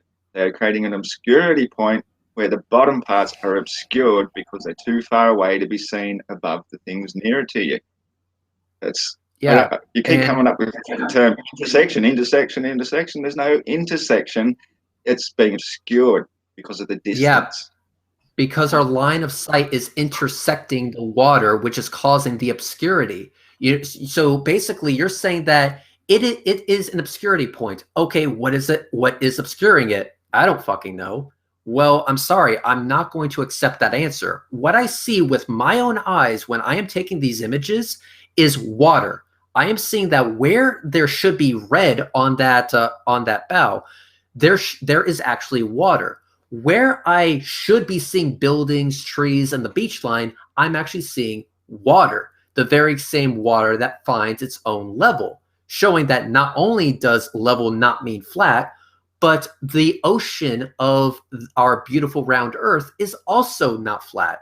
Not only that, but given the observations done at Lake Pontchartrain, given the observations done at the Great Lakes, given the observations done at Tampa Bay, we see that this isn't just a local phenomenon. And this has been repeated on every large body of water. And as you rise up, you do see more of the ocean, which is something that comports with the geometric facts of our world. And you can verify this yourself by simply going into Paint and drawing a few lines on a circle. Another thing, try it in CAD. What we did was something a little bit more when it came to Lake Pontchartrain's observation. We had it virtually modeled with the size and shape of the globe to see if our observations would match with that prediction. And when you compare the two images, they match perfectly. This shows that the round Earth model made a prediction, and that prediction turned out to actually be the case when it was tested. So do you have anything to show something that has that solid of a track record? Well, it's obviously the way the whole globe formula has come about is by the observation of reality over the flat stationary Earth. So of course they're going to balance out and do the right thing. You can't really do this on a CAD or whatever you talk about. I don't really get right into that sort of technology stuff myself. I'm a little bit simple when it comes to technology. I like to use Facebook and YouTube, but I'm not a great video editor or anything like that. I just like to keep everything as simple as possible. And the best way to do that is to observe it and interpret it the correct way, rather than interpret it to find fit this pre-programmed paradigm that you're believing in. So it works both ways. So the next thing then is, okay, well, where is the movement? How can we possibly have an atmosphere surrounded by a vacuum where the atmosphere is constantly moving? On a very still day, there's not a single breeze, but you were saying that that air is all moving at 1,000 miles per hour approximately with us, moving faster and faster the higher up it gets in order to appear to be staying perfectly stationary. And yet we can have multiple breezes go in multiple directions at different times, and somehow we're told, well, the atmosphere magically moves uncontained through a vacuum for reasons. Can you explain how that goes? Well, I will say that someone may have said reasons, but that's not the assertion that I would make. So I would be very careful if you plan on putting words in my mouth. But another thing is that you mentioned that you don't do this CAD thing, which is fine. So how about we do something that's mechanical, something very simple, something that you can actually get off of Amazon right now for $25.99. That's American US, an equatorial mount for telescopes. What an equatorial mount does is it compensates for the Earth's rotation by rotating on one single axis. So here's the thing: if you were at the North Pole and looking straight up, the axis of that equatorial mount would have to be straight up and down. If you travel a certain distance, you will have to tilt the axis of that equatorial mount in order for it to make those badass observations again. The amount of tilt, also in conjunction with the amount of distance that you traveled, geometrically comports with the size and shape of our Earth. It cannot be taken in any other way. You can do this math yourself. If I'm at 90 degrees at the North Pole, and I know the distance I traveled to get to the equator, and now it's at 45 degrees, I now know to complete 360 degrees, I have to travel this distance. And that distance would be the circumference of the globe. This is something that has been demonstrated multiple times, not just in CAD. We did it ourselves. In fact, if you have a certain somebody that's a little bit north of you or a little bit south of you, and you wish to use the southern celestial pole, try it for yourself. And I guarantee you the geometry is going to match perfectly with what the nameless, faceless they on the internet say the Earth is. Your geometry, your observations will verify it. And also for the other thing that you mentioned, vacuums don't suck. Vacuum is simply an absence of things. Vacuum is not a force. Vacuum is a state of an area which is empty. There is nothing there. That's all it means. It doesn't have a force. It doesn't have a pull. It doesn't work like that. The only reason a vacuum cleaner sucks is because it is surrounded completely on all sides by 14.7 psi of pressure, which pushes objects into the vacuum. So if the vacuum is not a force, then that means our atmosphere is going to be dominated by the only other force that it is. Steve, question. What is the only other force at play if it's not the vacuum, given the fact that a vacuum is not a force? Gravity? There you go. Perfect. Good job. You get a lollipop. I could give a number of different things that are entailed in that, but I mean. Okay, so gravity is such a weak force. Theory of dropity. It allows our air to waft around, and the force of gravity gets less and less and less the further away from the center of attraction. So the air itself getting less and less and less mass, traveling at these phenomenal speeds that you somehow conjure up to say that it is traveling. It's got no reason to attract this less and less and less mass with less and less and less force. It's just going to be trailing off like a giant rooster tail, like any sort of spinning ball. If you wet one down, everything's just going to go flying off. And particularly in a vacuum of space where there's no container to hold the atmosphere in whatsoever, then there's just no reason for the air to cling to us if we are indeed doing these phenomenal speeds you say we're doing. There's just no explanation for it whatsoever. Gases that under pressure have to be sealed under a tight, like a gas bottle with tight seals and stuff on it to keep the gas contained. Water has to be contained by higher edges all around to remain contained. You can't have a pressurized system without being contained. It just doesn't work that way. It wants to release to the path of least resistance, which the vacuum would be the path of least resistance, because it's got less and less gravity acting on it, and it's got less and less mass the further away it is. What was the other thing you first mentioned?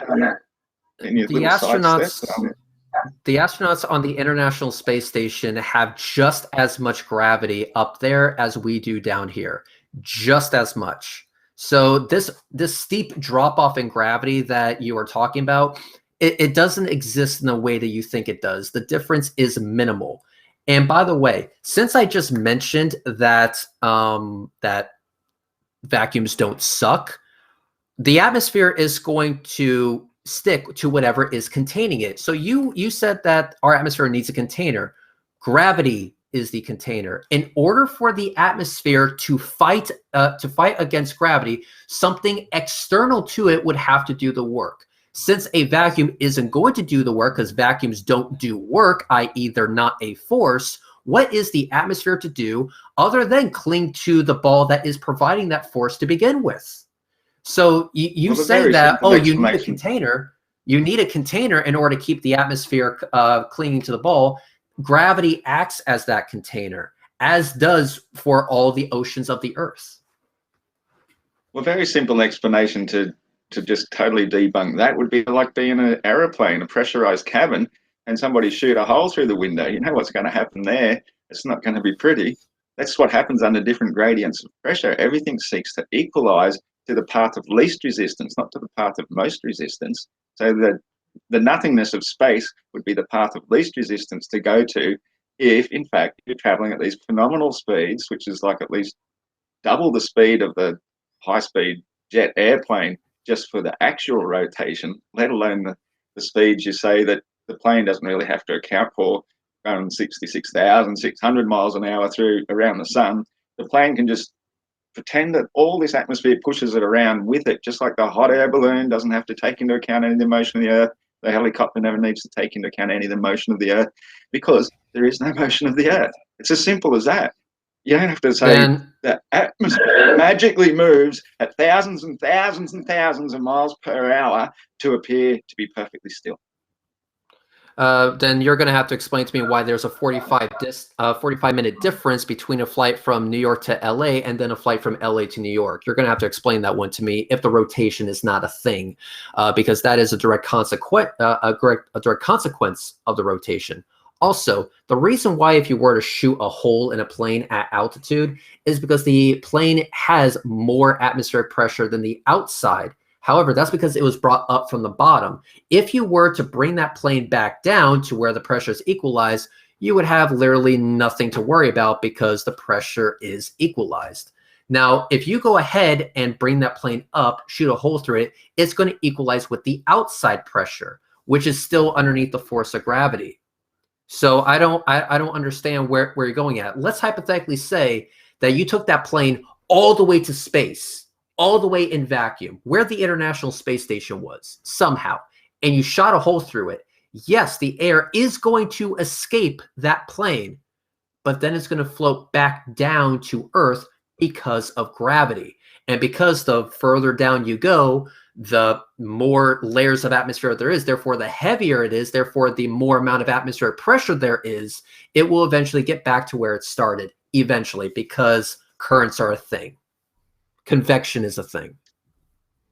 Okay, well, for one thing, planes can't go that high because the laws of density and buoyancy, which we can all observe, means that the plane can't go above about 80,000 feet because the air itself becomes too rarefied to give it any amount of buoyancy. It can't thrust off anything. It's got nothing to push through. So it reaches this point where it just cannot go any physically higher. So to say that there's this international fake station up there, which is all done with screens and people falling around at 17,150 miles per hour, that would just completely destroy somebody. A speeding bullet is going about 1,700 miles per hour, not 17,000. But you're saying that these people can just float around in this little spaceship thing, which we all know is done in a bloody studio in the bottom of a swimming pool, and it's all faked. Everything about space is fake. You cannot go to space. Even if we could send a rocket up super fast to a certain point. It's still going to reach a point where the air is of insufficient density, and that's why we see them curving back over again, and that's why they are found in the ocean somewhere near Florida. You might have seen the YouTube video somebody made recently where these people actually find them. They do diving there, found multiple rockets and stuff there. They've put the evidence up on YouTube. I couldn't tell you again off the top of my head who it was, but something I saw a month or two ago. This is what all these rockets you were thinking of going out into space are doing. Nothing goes into space. We've never been above low Earth orbit. There is multiple evidence of NASA employees and so forth saying that sort of thing. So this whole belief of being able to move at phenomenal speeds, falling around the Earth, it's still the same problem with the Moon, because the Earth is still going this 66,600 around the Sun, going 514,000 miles per hour through space. So all of these vehicles have to take that speed into account as well if they're even going to come close to achieving flight. Now, this thing you said about a 45-minute difference for a flight from New York to LA, it's the first I've ever heard of that. But the reality would be, if the Earth is spinning at 1,000 miles per hour towards the east, then the plane coming from the east going towards the west would get there in half the time, not just 45 minutes difference. In fact, the one going towards the east would never be able to go that fast, because they only go about 500 or 600 miles per hour, not 1,000 miles per hour. So you'd have to apply all your flights towards the west in order to get anywhere. But in reality, we never have to worry about that sort of stuff. This is one of the first things when, aeroplanes became a thing, is that they were all worried about how are we going to take into account the movement of the Earth. They say, oh, just ignore it. We'll just pretend the whole atmosphere moves with us. And hello, that's just proof of a flat, stationary, planar Earth that we live on. No curvature, no movement. All flights work perfectly fine. A hot air balloon doesn't go up and land 1,000 miles away after just 1 hour. It all works perfectly well because the Earth isn't moving. Simple. Yeah, it actually works really well because the atmosphere is actually moving with the Earth, and there's not such a differential between ground speed and airspeed in order to amount where a balloon lifting off would be 1,000 miles away. I'm sorry, but inertia is a thing. It doesn't just disappear because it's inconvenient to the flat Earth BS story. Also, when it comes to ISS and space, you mentioned that on March 5th, 2018, myself and Astronomy Live did an observation where we took parallax measurements of the International Space Station when it transited the moon. Not only were we able to verify its altitude at being 268 miles, we were also able to verify its size, and we were also able to verify its speed. And its speed was around 7 to 8 kilometers per second. Which means that if that object were in Earth's atmosphere, it would have burnt up due to friction. And if you want to see this, it is on my channel called ISS Finding the Altitude Part 1, and then there's a link to Part 2, which is on Astronomy Live channel. Also, you mentioned that they find rockets in the ocean. Correct, they do. And as an observer of over 30 filmed rocket launches filmed with the Flat Earther camera of choice, I know a thing or two about rockets, and the thing I know about them is this thing called staging. When a rocket goes up, the entire rocket does not go to space because of the tyranny of the rocket equation. Eventually, all that extra mass will need to be dropped off. So as a rocket lifts off, it actually has 2 rockets on it. So you have the first stage and the second stage. Eventually, the first stage will deplete its fuel, separate from the second stage, then you have second stage ignition, and that will carry on the job going to orbit. And that heavy first stage will drop back into the ocean, being spent and sacrificed as its job is already done, because it's not the rocket we care about, it's the payload at the top of the rocket. What SpaceX have decided to do is reuse the first stage by doing this thing called a boost back, which I have filmed. So I filmed a Falcon 9 rocket more than once actually take off with the second stage attached and then come back with the second stage not attached, showing that these staging events do happen. So when these individuals are out there in the Atlantic Ocean fighting these rockets, did you ever wonder why it's always the first stage of a rocket? Why is it that they always find a RD-180 engine, but they never have the RL-10A Centaur engine? Why is it that we only have the solid rocket boosters that were on the first stage of the space shuttle, but not the RS-25 main engines? Why is it that we have the Merlin 1D engine, but not the Merlin vacuum engine? Have you ever wondered why that is? Maybe because you're only looking at the first stage and not the second stage, which shows that not only does this confirm that rockets are doing what we say that they are doing, but we have stage, MECO separation, second stage ignition, and fairing separation, which I have filmed all myself. Not only that, but we also have video of objects in geostationary orbit, which we can all film with a stationary telescope, which my buddy Astronomy Live has done on multiple occasions. Not only can we predict these things so crystal clear, as with example of iridium flares, and not only that, but the orbit of the ISS is known so well that you can actually download an app on your phone right now where you can walk out and see it when it's illuminated by the sun. And another thing, and this is actually the best part, on a few occasions, I have seen what are known as lumosity transfers of rockets, where a rocket is going into the sunlight when it's still dark where I am, because, you know, the Earth is round. And as the rocket is increasing in altitude, the gases start expanding as it's getting further and further and further into vacuum. Eventually, the atmospheric pressure around this rocket is so minuscule and so non-existent that the spread of the gases coming out of the ass end of the rocket become completely invisible to us, even though they were illuminated by the sun previously, which shows that rockets do in fact work in space, as was example with the ISS as it's traveling at 8 kilometers per second confirmed and not burning up into smithereens. Okay, well, that was interesting. This thing about rockets doing their second, whatever you call it, their second burn when they take off from something. It's a little bit like saying, if you're, well, I don't know, what's a really good example? Say you're on a plane, in an aeroplane crashing, or let's use a hot air balloon and say the balloon's popped, you're in the basket, and it's dropping down to Earth at like thousands of miles per hour. You think you're really going to be able to save your life by jumping out at the last minute and saying, "Oh, that was close"? No, because it doesn't work that way. But what you're saying with a rocket is, as it's going up, it's burnt off the big first one, but now what's it pushing off? It's only pushing off against something that's dropping away. So it's actually not getting any particular thrust. The thrust that gets when it leaves the ground is where it's pushing off something physical to get up somewhere. So of course the whole thing won't keep burning, as you say, it gets further and further away, because as the air itself gets more and more rarefied, it becomes like a vacuum and it sucks all the explosive force out much, much quicker, and then it will disappear, of course. Now, when you say you can see it lit by the sun because you think we live on a globe, that's again not how it works. It works because the sun is up really high. Just because it's dark where you are, it's because the sun is obscured by all this stuff. And when the atmosphere is completely obscured, that's why it's dark enough so you can see the stars. But when you see the moon proves it can only work on the flat Earth because the moon is up high enough, it's always illuminated by the sun. Until it's like so close to the sun, we can't see it because that's the new moon phase. It's then basically in daylight. We can't see the unlit part of the moon in daylight, so that's why we can't see the new moon, but we can see the slight sliver just after sunset. Then we can watch all the phases as it gets bigger and bigger. It's going to be a beautiful full moon rising tonight again, actually. We can see it because the sun and moon have become opposite each other when we see the full moon, and that's pretty much how it would work on a flat stationary plane. On a globe, for some reason, you think that all this sunlight that hits the globe somehow just vanishes into space once, you know, it should be just a tiny little shadow of Earth blocking out all that sun.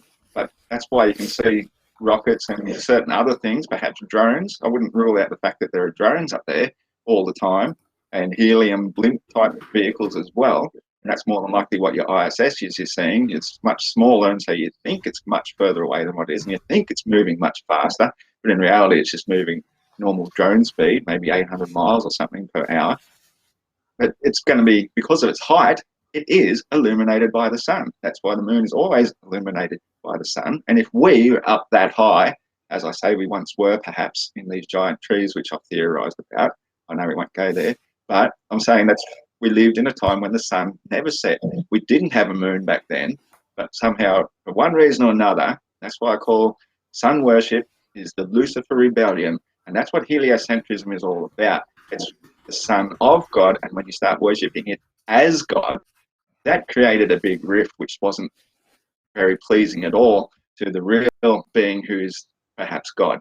And so other people who got involved in that, I think they got really, really pissed off at us. And so they said, you want to have a false god in the sky? We'll give you the moon. There to mock us, to say, this is what you Let's want, stick with the this is what you science.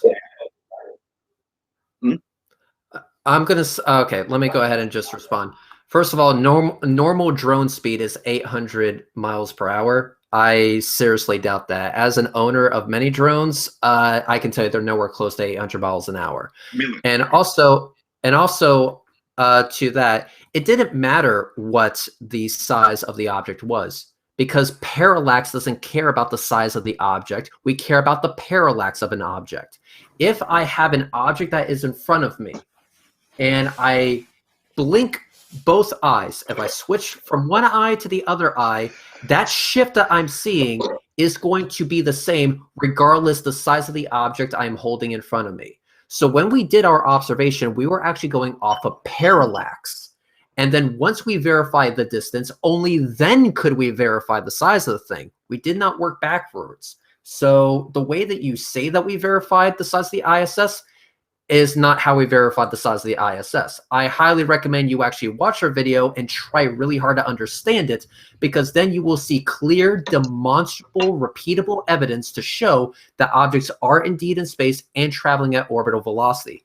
Secondly, the rocket doesn't need to push off of air, and also it doesn't need air in order to burn because it has its own oxygen supply. Rockets run on a mix of kerosene and liquid oxygen. It burns its own oxygen. It carries its own oxygen. It doesn't need the air around it to help it. It's not a jet turbo engine. And also, how does a rocket work in a vacuum when there's nothing to push off of? Because every action has an equal and opposite reaction regardless of the environment that you are in. So if you are in a vacuum, it doesn't matter because you're still spewing matter out the ass end of this rocket at Mach 5. Something is going to give. That's like saying that if I have a bunch of puzzle pieces that aren't put together, let's imagine we have a sphere of puzzle pieces that aren't connected and a dynamite in the center of this sphere, just floating in space. And I detonate that dynamite, that those puzzle pieces aren't going to fly off in all direction. Put that in a container to stop those puzzle pieces flying around except in one direction. Now you see how a rocket engine works. They're going to fly in one direction, which has an equal and opposite reaction, pushing the rocket forward and getting it to orbital velocity. And also, to show you that staging actually does happen, I have went ahead and sent a video to the producer, who I'm going to ask to play that video right now, and it shows you this lumosity transfer in action. What you are seeing here is a SpaceX Falcon 9 for the CRS-15 launch, which is a mission to the International Space Station. And what you're seeing here is the first stage. This is the first stage of that burn. And what you're going to see here is that it will eventually start becoming illuminated by the sun. Now, this stage is going to fall into the ocean. It is indeed going to happen. There it is. There's it being illuminated by the sun. And watch what happens. In the next 5 seconds, it shut right there. That's Miko. The first stage shuts off. The first stage has done its job. It is done. Now it separates. And now what we have, boom, is second stage ignition. Now the second part of the rocket takes over from there to bring that object into orbit. But that's not all. If you keep looking at this, you will see a dot falling away from the second stage. That dot is the first stage that initially got it up there to begin with. Now that its job is already done and there's no use having all that extra mass on board, reducing the efficiency of your rocket, you ditch the stage and you keep on going with the actual mission, which is getting the payload at the top of the rocket to orbit so that you can make some bank. And that stage is what falls into the ocean. And that stage is what they find when they go diving for these things. It doesn't confirm a conspiracy. It just confirms that you haven't done your research on how rockets actually work. I rest my case. Well, that's fair enough, because I've done quite a bit of research on rockets because I've actually been very interested in vacuums. And there is a guy who's done quite a number of rocket tests inside a big vacuum chamber. And about the only way you can find any amount of thrust is when the actual thing hit the very back and pushed it along. Otherwise, all you're doing is thrusting off into nothing. So your rocket's not going anywhere. Your thrust is just coming out at whatever thousands of miles per hour, and you're not getting thrust because you need a medium to thrust through. That's how a boat works, by thrusting through water. How a plane works, by thrusting through air and using the wings to gain buoyancy through the medium of air. Once you get up sufficiently high and the air is so thin, you've got nothing to thrust off. And to be honest, I think the whole thing looked as though it was going downwards. How do you explain why it's going downwards when you're thinking it's still going up? The whole thing, the whole time, appeared to be going down. So, you know, because of the same law of perspective that you claim to understand. Because of the same law of perspective that you claim to understand. And also, here's another one. Let's say you have a ball. Throw it sideways. What's going to happen? It's going to curve and it's going to hit the ground. Let's take that same ball and throw it a little bit harder. It's going to curve and hit the ground, but slightly further away. What if I was able to go Super Saiyan blue on this, and I was able to chuck that ball so hard that the curve of its arc matched the curve of the Earth? The ball would always be curving towards Earth, but Earth would always be curving away just as fast. And so what you would have is an orbit. But because the ball is curving with the Earth, it will eventually look like it's heading down because it will go beyond the horizon. The same exact reason we see ships disappearing over the horizon is the same exact reason that rocket looks like it's going down. Because despite everything that you believe, the Earth isn't flat, it's a globe. And there's nothing more to say about it. Sounds quite convenient. All right, but I would think that if you're going to be using the speed of the Earth moving through the galaxy, just by going around the sun, that would be sufficient to get into orbit way more than have to thrust anything up. I mean, you should be able to just throw a ball up in the air, and the spin of the Earth going beneath it should be sufficient to do that. But obviously it doesn't. That's the same reason we talked about with planes and hot air balloons and everything before, is because it's not taking off with this inertia that you claim it's going with. If it had that inertia, it'd keep going off in a straight line as the Earth still moved away beneath it. We're gonna have to leave it here. We'll have to leave it here for tonight, I think, because we're well past the hour and a half. But we are gonna have. Can I have dibs? On. Can I have dibs real quick? I'm gonna give you a chance to both of you to wrap up your points. But if you got a point to make right now, yeah, go ahead. Yeah, just real quick. The reason why we can't jump up in the air at the equator and hit orbital velocity is because the Earth doesn't spin at orbital velocity. Orbital velocity for low Earth orbit is 17,500 miles per hour. The Earth spins at 1,000. So we're 17 times too slow. And also we have this thing called an atmosphere to deal with. So unfortunately, math doesn't agree with you there. Relative speed is a thing. All right. So what I'm gonna do now is let me talk about the after show first. We are gonna have the after show. As always, we invite everybody that's in the call. Father of Jesus, you are more than welcome to join us for that as well. We'll make sure you get the link for that. I'm gonna give you guys now a couple of minutes to kind of wrap up your points. Any last thoughts that you have? Also, if you have anything coming up that you want to plug, shield, all that good stuff. I know, Reds, that you've got a couple things that you've got going on, so we'll let you go last. Flatter of Jesus, whenever you're ready. Yeah, well, I'd just like to say that, to me, the flat Earth is more than just about the shape of the Earth. For me, I think the truth is what sets us free. We are enslaved in a system that's been going on for hundreds of years. We're being ruled by people. We're treated like cattle. We are debt slaves.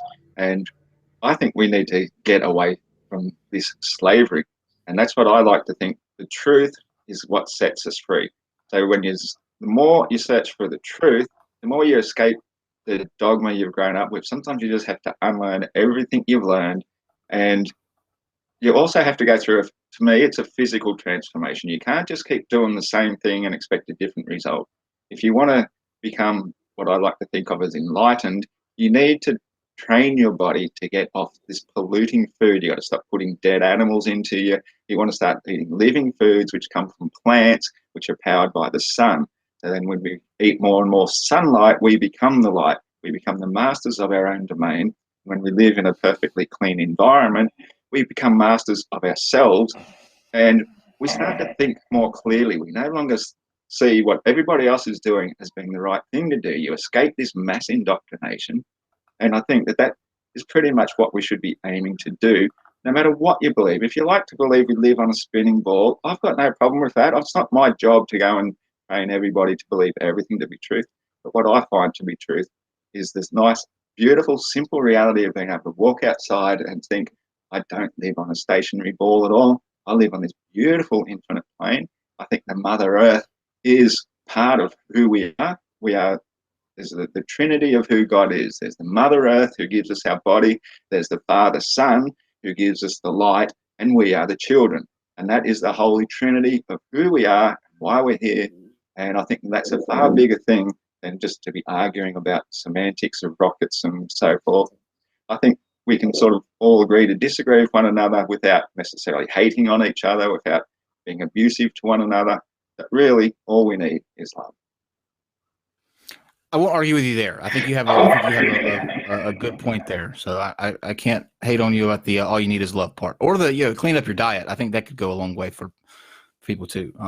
Getting rid of meat though, I don't know if I could go that far, but I feel where your heart's at. Sure, Ritz. Yes. After that, I'm gonna have a #1 large from McDonald's. Anyway, when it comes to this supposed indoctrination, I've been searching for it. I've been searching for where I was lied to. I've been searching for where the deception actually took place.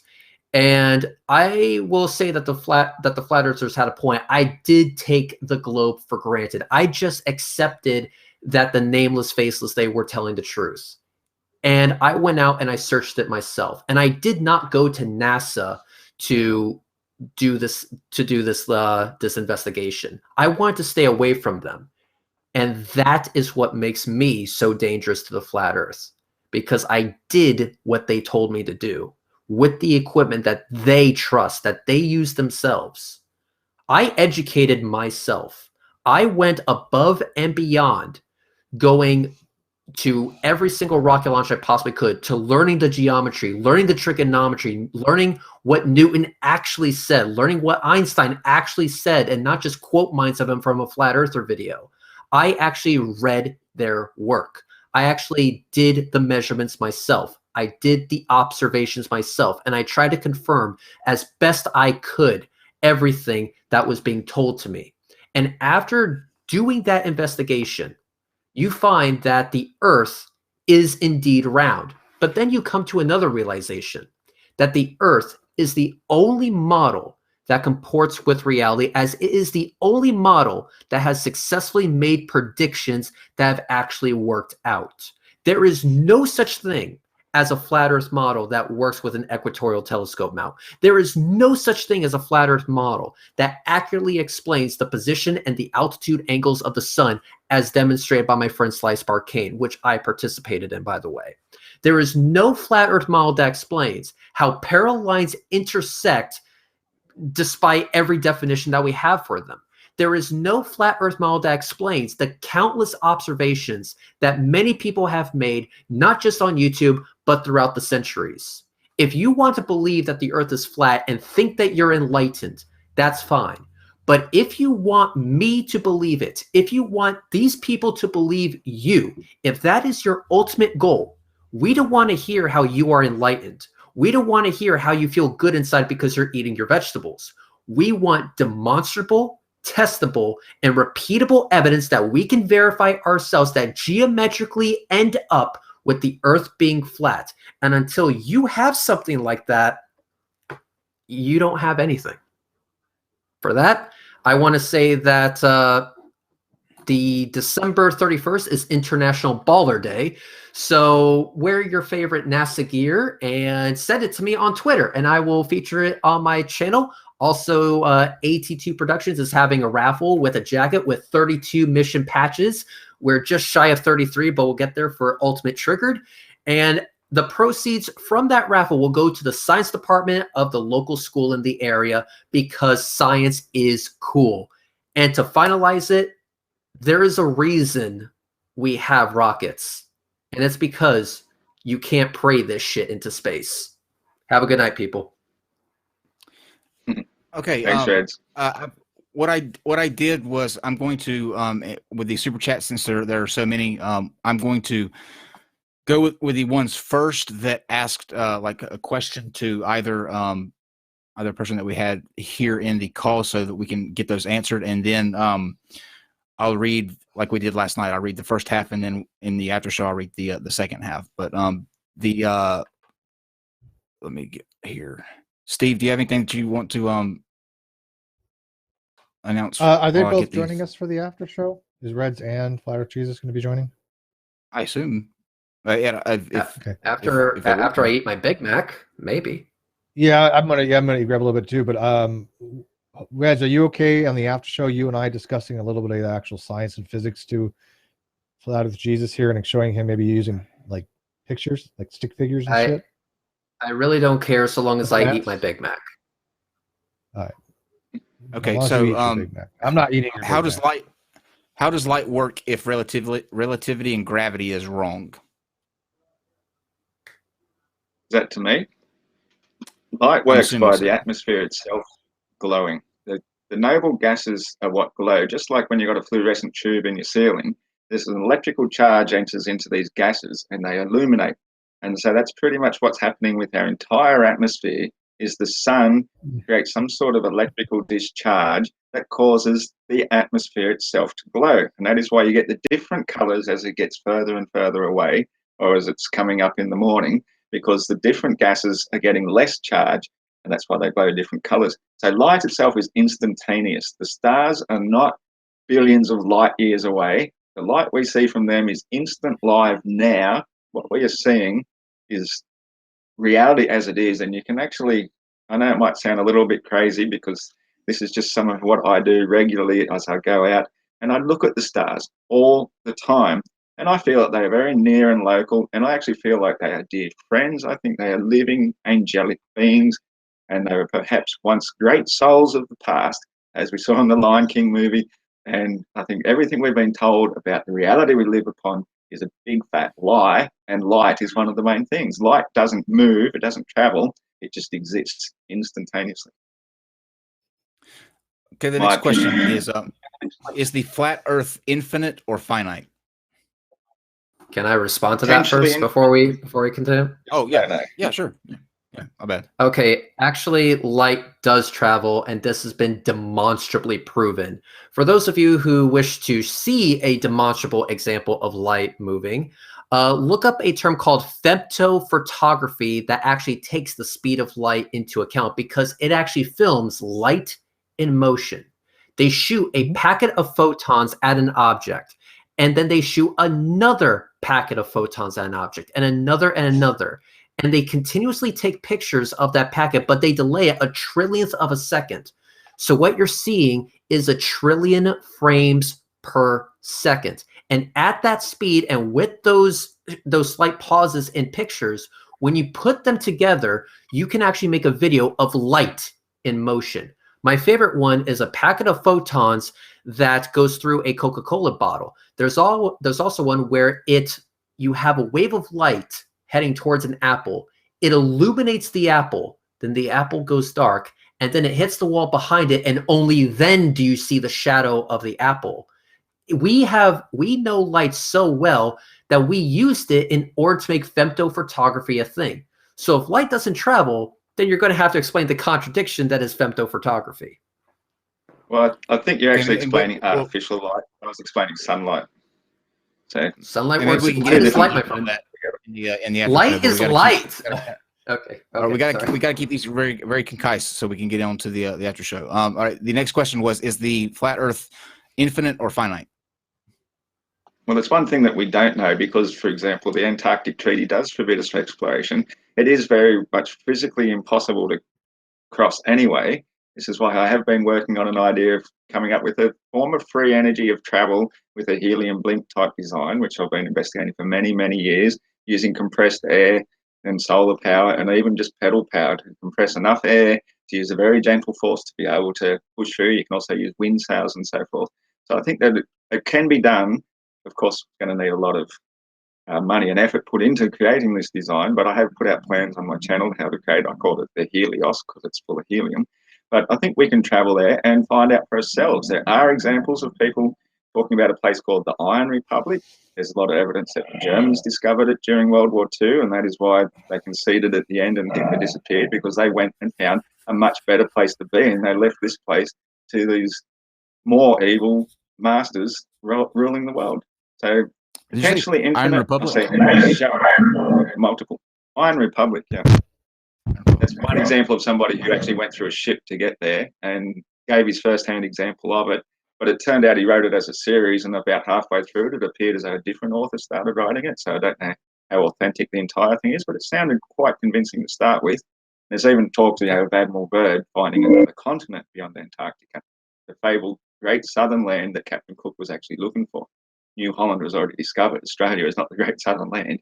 It was known as New Holland for 200 years before he came along and mapped the East Coast, but there is a place known as the Great Southern Land, and he couldn't get through the Antarctic icefall. So I believe it's potentially infinite. I don't know. Okay. The next question is, how do you explain the interior of how the Earth works? Why do we have volcanoes and faults, and how would that work on a flat Earth model? Well, that's quite simple, just from the build-up of pressure. The more pressure of something is, the more it's putting weight down on something, and weight creates friction. Friction creates heat. So eventually you're going to get places where it gets super hot. The rock turns to lava and it will explode out through various places. So to me, it just makes just as much sense as it does on the globe, except without all the spin. Red, do you want to speak on that? Just pressure gradients and heat. Red's. Just because I have a stack of sand or rocks or gravel or whatever, it's not going to arbitrarily heat up. No, you need more than just a stack. Yeah, we're talking about miles and miles of it. Yeah, you need leftover energy from the formation of our planet. That's the reason why Mars is dead, because it no longer has that. Here's the what looks to be the last question on here. It says, why don't items drop sideways? Same density as down. Because they take the path of least resistance to find the place of sufficient buoyancy. The place of least resistance is usually up or down. If it's an air bubble in water, it goes straight up, maybe wobbles around a bit. But because air compared to the mass of an object doesn't give it any buoyancy whatsoever, it takes the path of least resistance. Whereas the feather might waft around a little bit like the air bubble because it has some amount of buoyancy in the density of air. But if you put them in the density of a vacuum and you remove all the air where there's zero density, the feather will fall at the same rate as a bowling ball. It's got nothing to do with attraction or mass. It's got to do with the rate of falling through the density of the medium that it's in. And air has some amount of density, not a lot. And here's the last question for you. Have you ever seen, I wonder if you've ever seen the ice wall, or if you can explain, let's go with this one. Can you explain the southern celestial pole? It being an Aussie, it should be simple for you. I've never seen it. I look at the stars all the time. What I see is the Southern Cross in the same place every night of the year, all year round. Its angle changes slightly. I think all the stars are going around Polaris, and we here in the south see the southern stars, and they move towards the west throughout the night, so that eventually they're going to be over Africa and then South America. So they get to see the Southern Cross as well. But they all move as one body around Polaris. Polaris is the fixed star, and I don't think we've got a star in the south. I mean, I've seen some photographic evidence of it. To me, it just doesn't look real or correct. And I'll read this. I'll read this last one. This is not a question, but it's just a general comment. And then the next show. But this is from Biggest Dickus Bear, and it says, "Why is Steve constantly being so rude? Maybe shut your camera off if you want to just roll your eyes the entire time." Because my facial expressions are priceless, because I don't say anything while they're talking, so the facial expressions will give you my reaction to the derp that I have to endure on these flat earth discussions. That is why.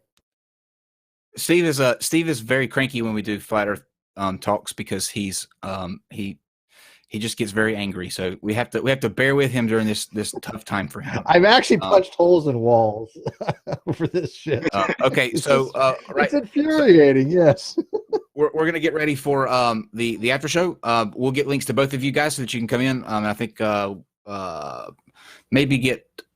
maybe Fight the Flat Earth is going to come in, and then maybe Sean G. If you don't know, Sean G is somebody who used to be a flat earther and has since come to the. I can just globe leave side, one final thought with why I think Steve gets so triggered is because there is a saying, I don't like to mind quote, but the saying does go, it's far easier to fool a man than it is to convince him he's been fooled.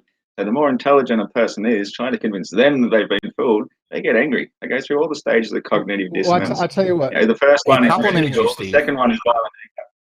And then finally, it becomes acceptance. And so I think sometimes you just have to let go of all your preconceived beliefs and say, maybe I have been fooled. Maybe it's possible. Can you do? Can Let you me do try that? out. Can you do that? Oh, by the way, somebody had said Steve's facial expressions are the best part of the show. Thank you. And Steve's facial he expressions are the only complimented thing that you, gets Steve. You'd be me nice. But that's what I've done. No, I used to believe nice. the globe. Steve's befuddlement is fully one of the believe huge it. draws to the show. Why is my confusion on this stuff that much of a draw? It That physically I'm hurts my suffering. brain when I- Hang on. I don't know how to We've take got to that. close. We've got to close. I know you have to close, but God damn it, I'm Rhetoric. I do what I want, bitch. So isn't it also, doesn't that also go in your direction too? I mean, if we have to accept the possibility that we are wrong, I'm wondering if you are able to do the same. Yeah, and let me follow up that real quick. Jesus, in the after, we got to wrap this up. In the after show, I'm going to get with Reds, and him and I are going to physics you. We're going to math you.